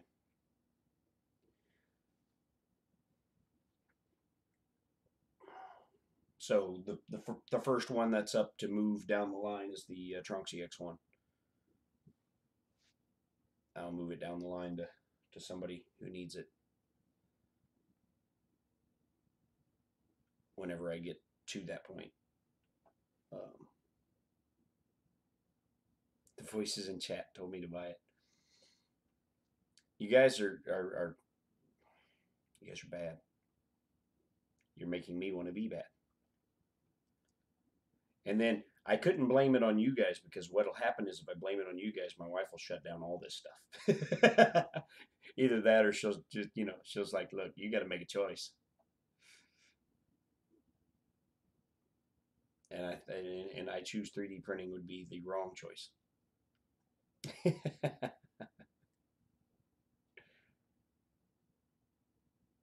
would be the wrong thing to say. But that's why I've been married for 17 years, going on 18.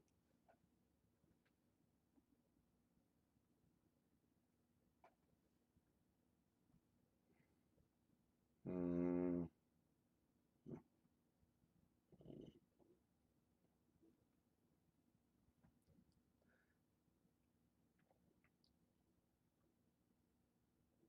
The breakdown of society. Yeah, there you go.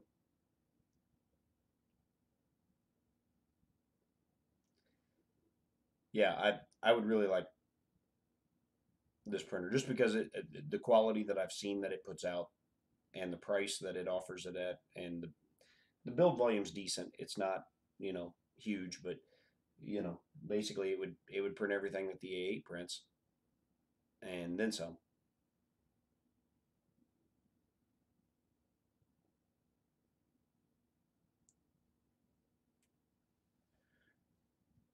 But that's just it though, James. There are no decent Core XY machines that can be had at a low cost.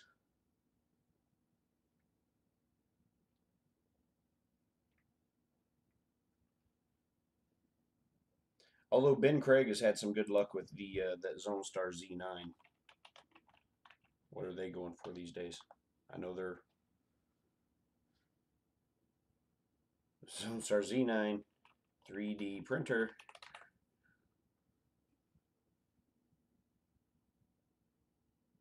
Oh, no, they don't have a Z9 up here.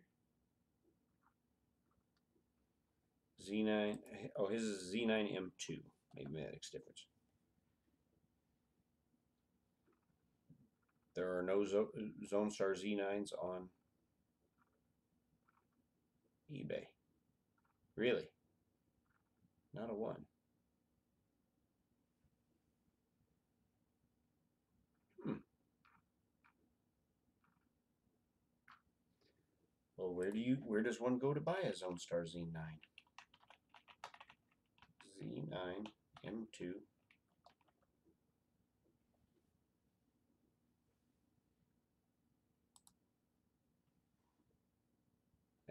Is it two words? Am I doing it wrong?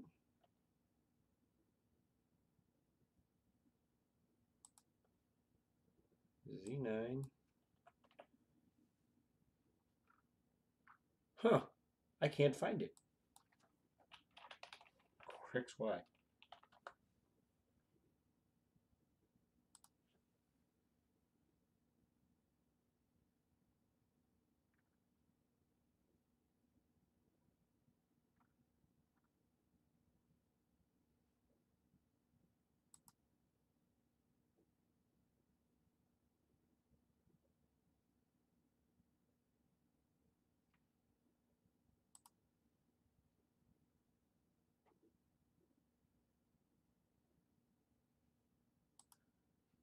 There you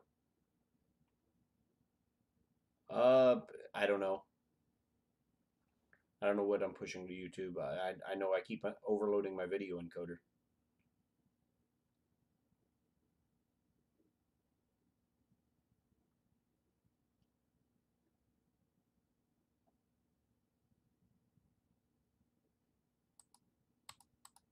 Um, so you can't get it shipped from the U.S. So Zone Star Z9 M2 is 456 bucks, 523 for the M3. That's three color mixing nozzle.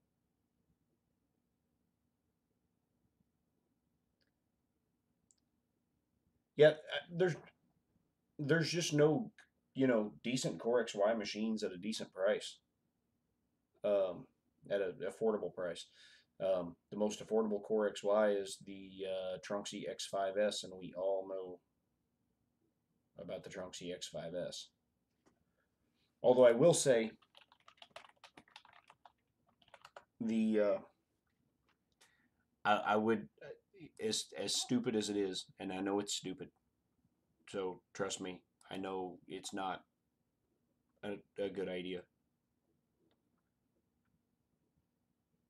As stupid as it is, I would still like to play with one.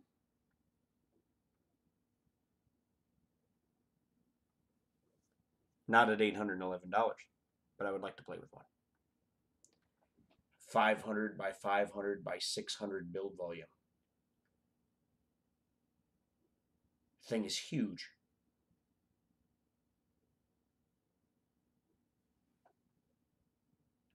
Canadian 42.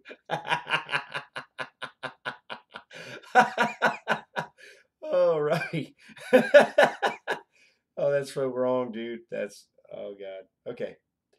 Yeah. So yeah, as I know I'm wrong for even looking at this. Nope, I had just overloaded my encoder again. Um, yeah, I certainly wouldn't pay $811 for it. But 500 by 500 by 600? Are you kidding me?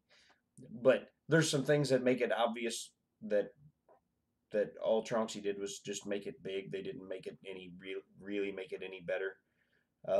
Starting off with it's a 12-volt system. Really? So you're going to heat a 500 by 500 bed on a 12-volt system, and a 500 by 500 by 600 printer. You didn't think it was worth moving up to 24 volts?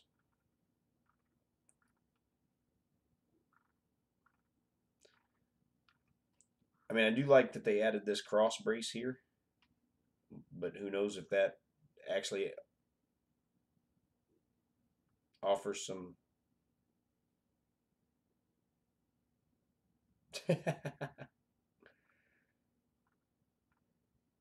Who knows if that offers some actual rigidity or not. But James has some experience with the Tronxy X5S, and he could probably tell me right now that going up to 500 by 500 by 600 on it would be a huge mistake. Um, Although the one thing that they did do that looks nice is they went up to 40/40 extrusions for the corners. You see these uprights are 40/40s.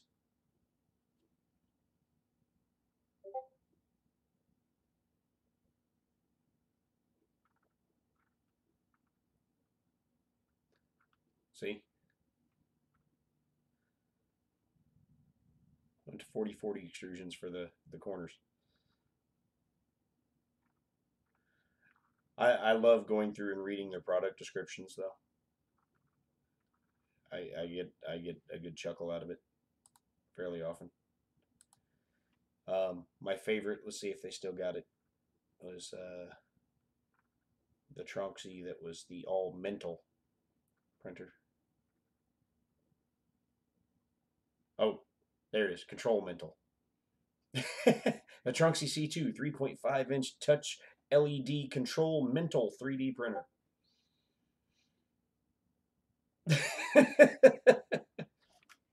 It's a mental printer. They mean you'd have to be mental to want it.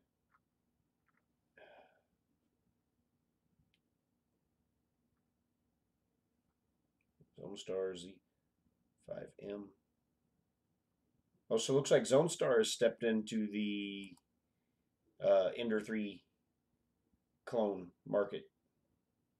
So there's Zone Star's Ender 3 clone with a mixing nozzle on it.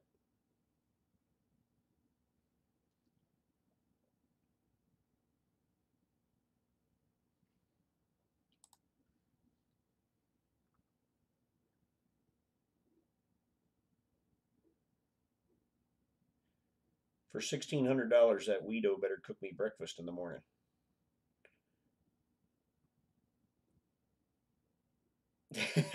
Morning, Clyde. Yes, you can print with your mind. It's Control Mental.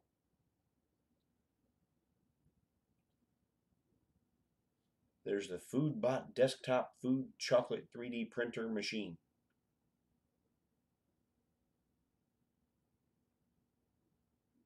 For $2,000 for a 3D chocolate printer.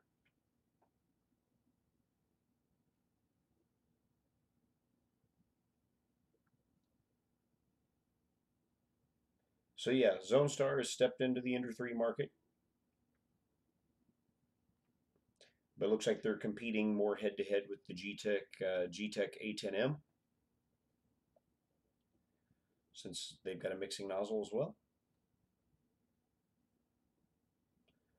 But I will say, it doesn't look like in this picture here, I don't like the way that the Y-axis doesn't seem to have any real bracing to it at all. I mean, and it's probably not necessary. but it doesn't seem to have any lateral support to it at all. I guess that's just the frame where it runs under the bed. There's is your only lateral support you should need.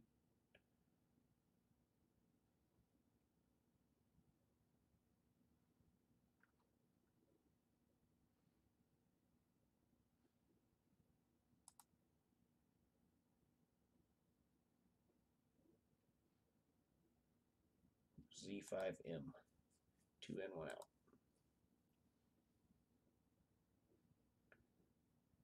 What's the difference between the Z5M and the Z5FM? Aside from the F.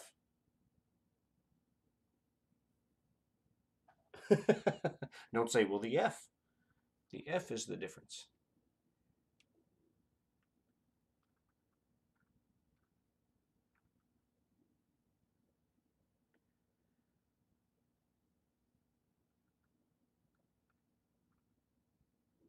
Maybe the F is fast assembly and it costs more because it's partially assembled already.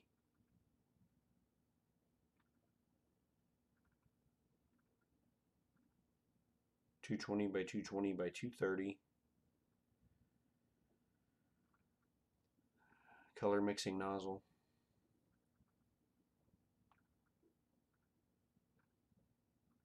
Dual extruder. Automatic mixing engine. Manual mode, linear mode, random mode.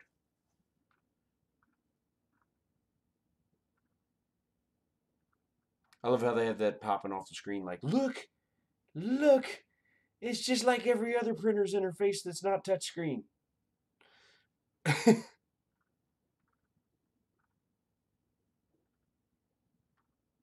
Hot surface, do not touch. Although, you know, I gotta tell you, it'd have to be pretty hot to actually be a problem just to touch it briefly.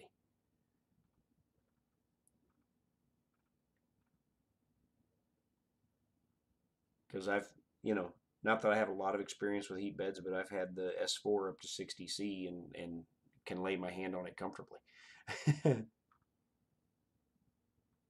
Oh, it says that goes to 115C. Yeah, we'll see. At 115C, it probably would, you know, be rather uncomfortable to touch it.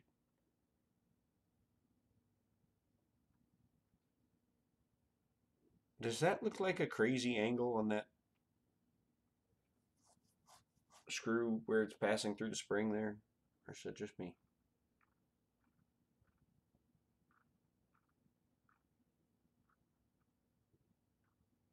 Why are they showing off the thickness of the parts they use? I guess I don't know why we're supposed to be impressed by that.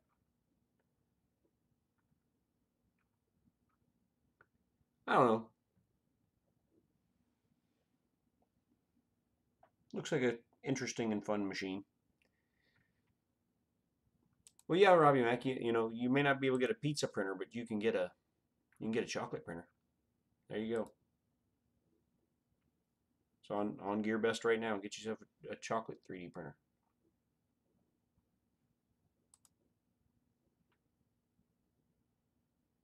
Look at that print quality.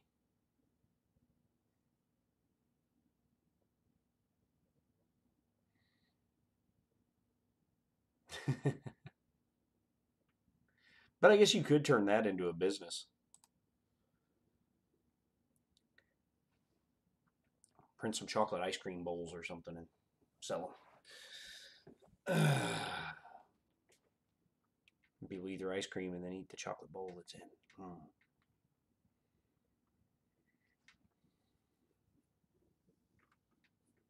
Yeah, there's that G-Tech A20M that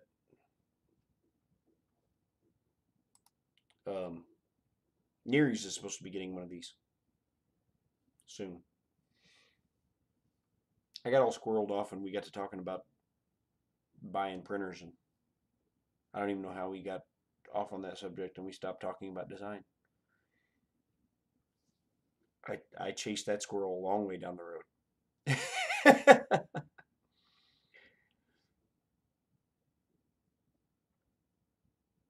255 by 255 by 255, huh?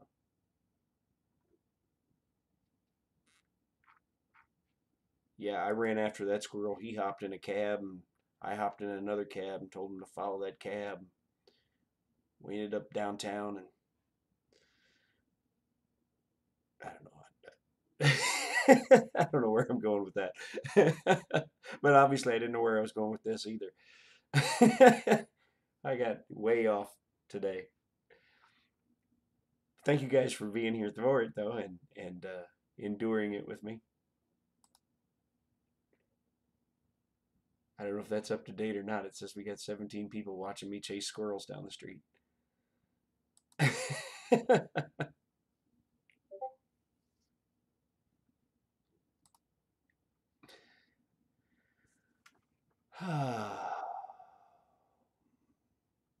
Yeah, there's definitely a different point of view, whether you're using your printer for a hobby or for your income.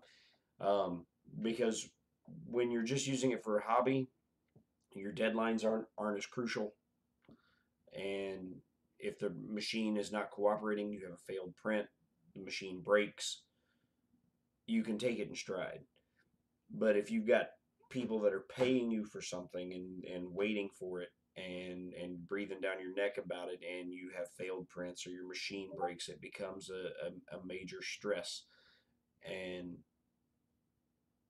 it makes it a little harder to deal with. Which I imagine that's why most people who get themselves into that situation um, have print farms where they have bunches of printers, and that way one can fail and go down or break or whatever, and they've got others sitting there to pick up the slack. Yeah, no, and I guess it was Ben's fault. We're gonna blame Ben.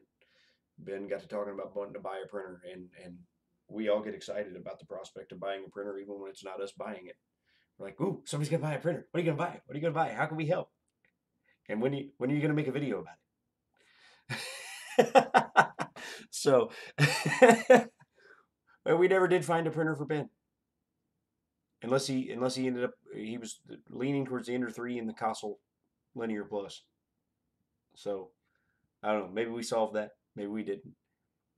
The A10M was brought up as an option, and now apparently Zone Star's got Ender 3 knockoff clone thing as well.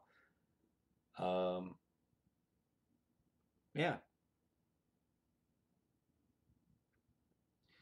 Oh, and then James got me squirreled off on Core XY because he prefers Core XY over Delta. Yeah, I'm remembering how I got down the road now. I'm finding my way back. And then I said, well, there's really no Core XY printers out there at an affordable cost that are any good. And that still holds true. That still holds true. Um, I know Ben Craig's had some good luck with his Zone Star, um, but I know a lot of people have had horrible luck with the Tronxy X5S. So those are the most affordable Core XY machines I know of. Other than that, you're stepping up into much larger money territory. Yeah, Joe likes the idea of blaming Ben. We'll blame Ben because he got to talking about buying a printer, and we all got excited.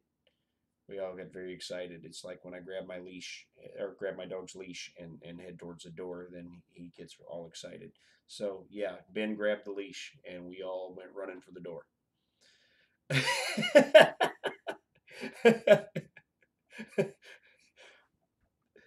That's all right, Ben. It's all right. If you're still here and you're listening, brother, it's okay. We enjoy the excitement because we want to see you get more printers, man. We do. And we want you to make videos about it and show us and share. And that's what this is all about. And now I'm thinking I need to go back and buy that Anycubic now because then I could share that with you guys and then I could tell my wife that I did it for the channel. I did it for the channel so the channel could see me struggle putting together a printer and learning how to use a Delta for the first time in my life, and they could laugh at me, and it would get lots of views when I break things and do things wrong. And it's just $228, honey. Just $228. I can make that back on a Friday afternoon.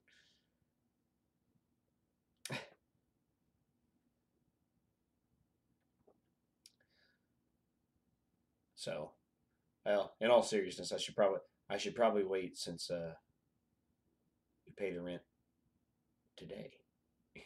I should probably wait. I should probably wait maybe next week. Yeah.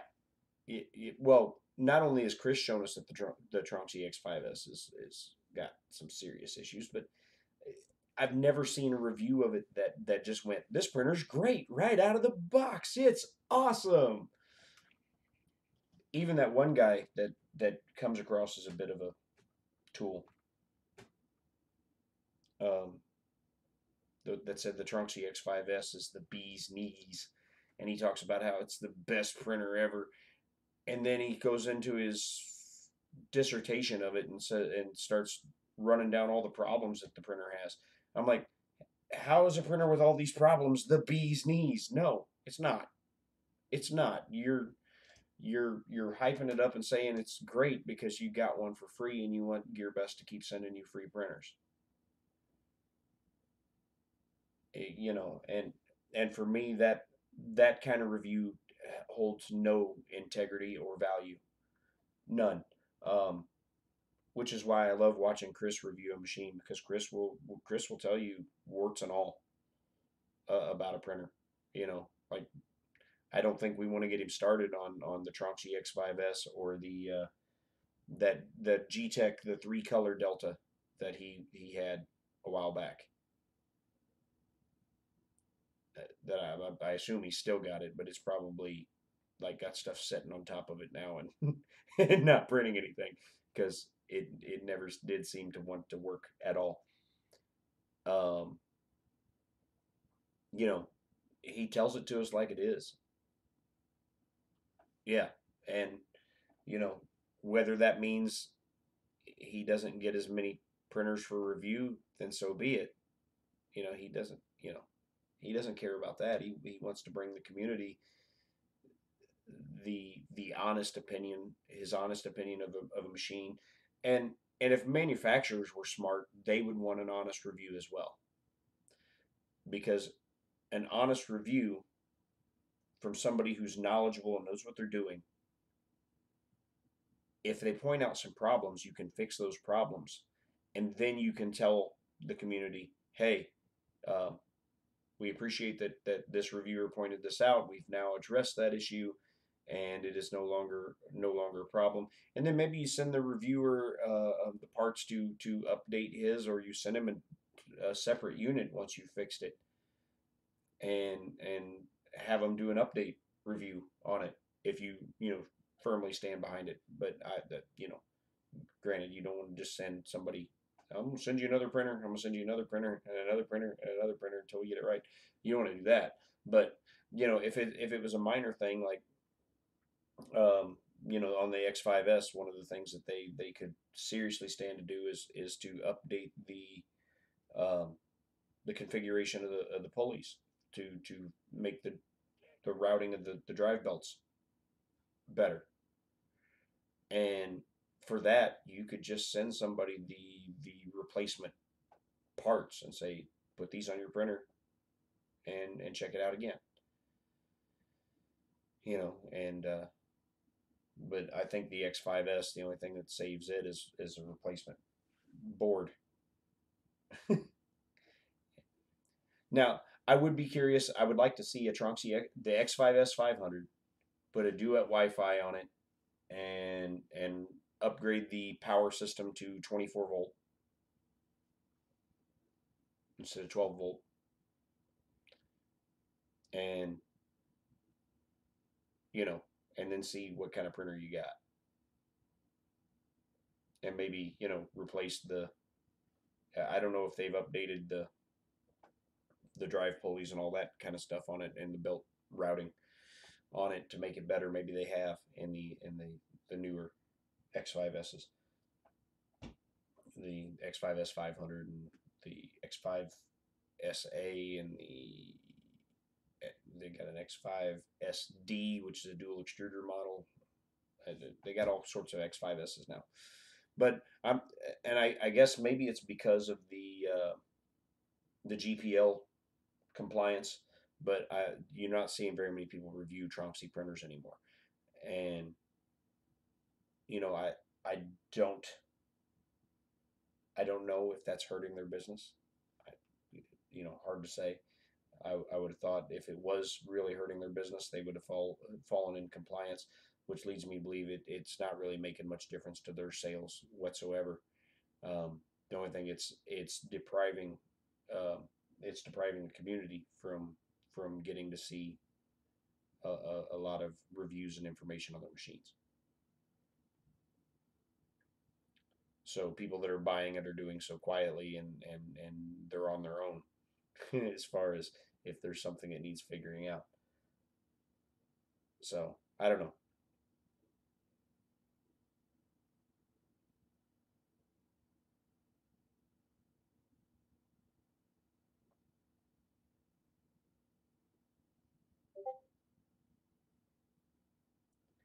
Well, the X5S, the regular X5S is what at times it comes up on sale as cheap as $255. I think that's the cheapest I've seen. It was $255 for the 300 by 300 by 400 original X5S. This is the $800 one was the new X5S 500, which is a 500 by 500 by 600 printer. It's huge and has a touch screen and filament runout detection and power off resume, all things that the original X5S did not have at a larger size.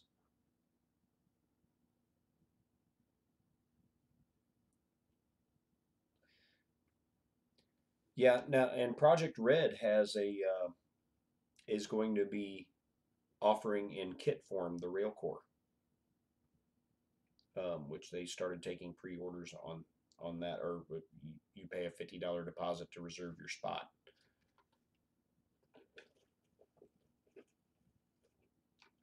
And they're saying that the rail core kits are going to be what, like 1,400, 1,500 bucks, something like that.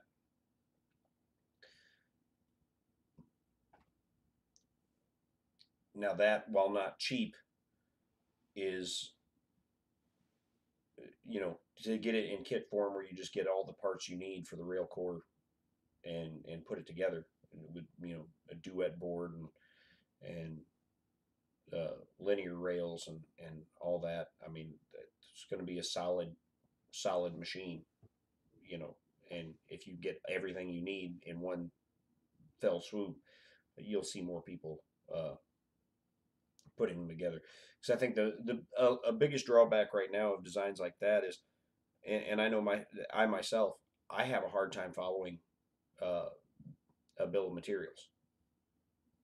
TK, good morning, sir, or afternoon or evening, whatever it is where you're at.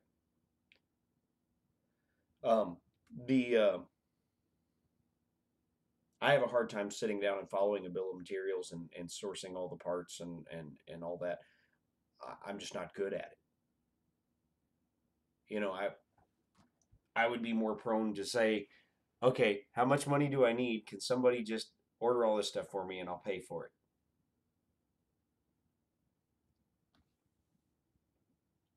Because I'm terrible at, okay, well, I need 25 M3 by 25 screws. Where do I go find those?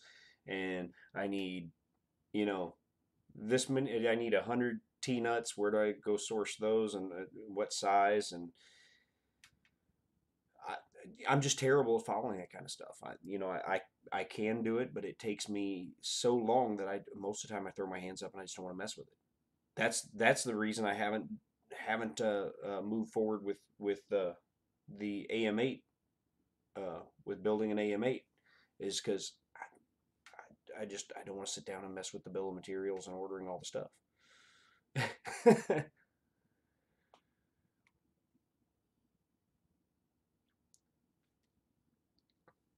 So I don't know. We have uh, we have ran over the 2 hour mark. I got so squirreled off on talking about stuff I wasn't even paying attention to the time. Um, So yeah, I mean, when Project Red gets the rail core together as a kit, where someone can just say, here's whatever they're not sure what the final price is going to be yet, but when someone can just say, here's my credit card, I want one, you know, and they send you a box that has all the parts in it to build a rail core, and then you just open up the box and follow the instruction guide and put together a rail core, then you'll start seeing some more of those out there. And the rail core is an amazing machine. The rail core really is. It's a fantastic machine. So for the price, granted it's expensive, but you're talking about a machine that's you know top of the line all the way across the board for I guess about the price of two Mark threes. Yeah, yeah. Shut up and take my money. Right. if I had money for someone to shut up and take, but yeah, which is why I probably need to be into this. I need to go deposit my cash from the week so that we can pay bills. It's that time of the month.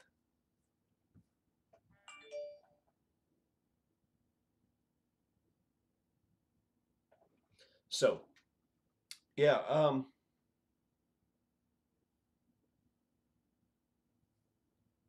we got squirreled off for the last hour. So sorry about that. We got off the modeling, but we did talk about.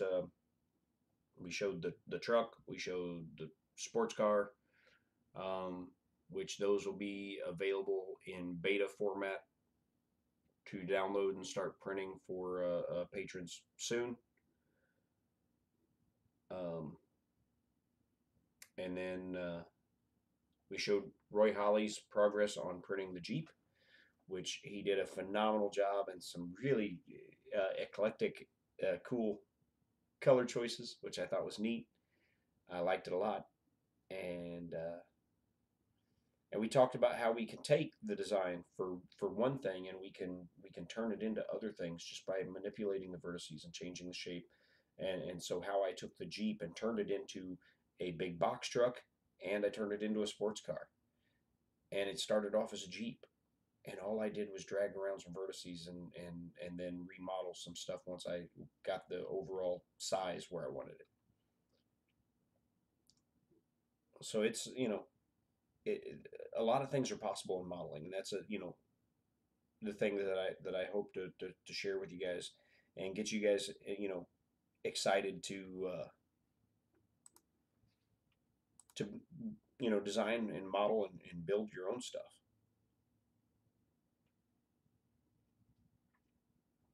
because that is the ultimate plan, is getting you guys designing cool stuff like this, so that you guys are making cooler, neater stuff than I've ever thought about making, as your skill grows and your creativity comes to life, and you guys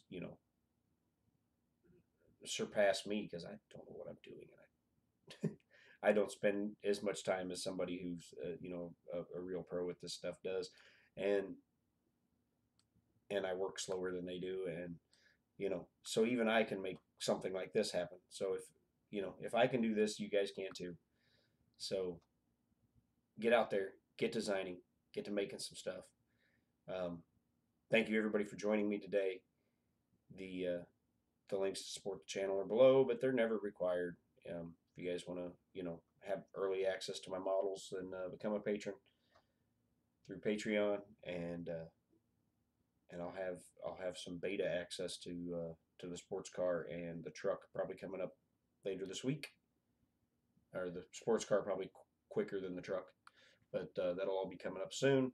And I want to say a thank you to all the Patreon supporters that I do have. I believe I'm up to 5 of them now. And Roy Holly for printing the Jeep is one of those supporters. We will see you guys on the next one. Come hang out with Mike Whaley, and I'm sure Don is usually hanging out there as well, co-hosting. Mike's sidekick. And go hang out on Mike Whaley's channel tomorrow. Um, I'll probably pop in for a little bit there as well, and work on, people working on their printers. Maybe I'll be working on prints, or maybe I get a lot more design work done when I'm hanging out on their channel because I'm not having to interact as much with the chat and stuff. But thank you guys for joining me today. You guys are awesome. You guys are the best. You guys are the reason I do this. Um, and we will see y'all next time. Appreciate y'all. Later.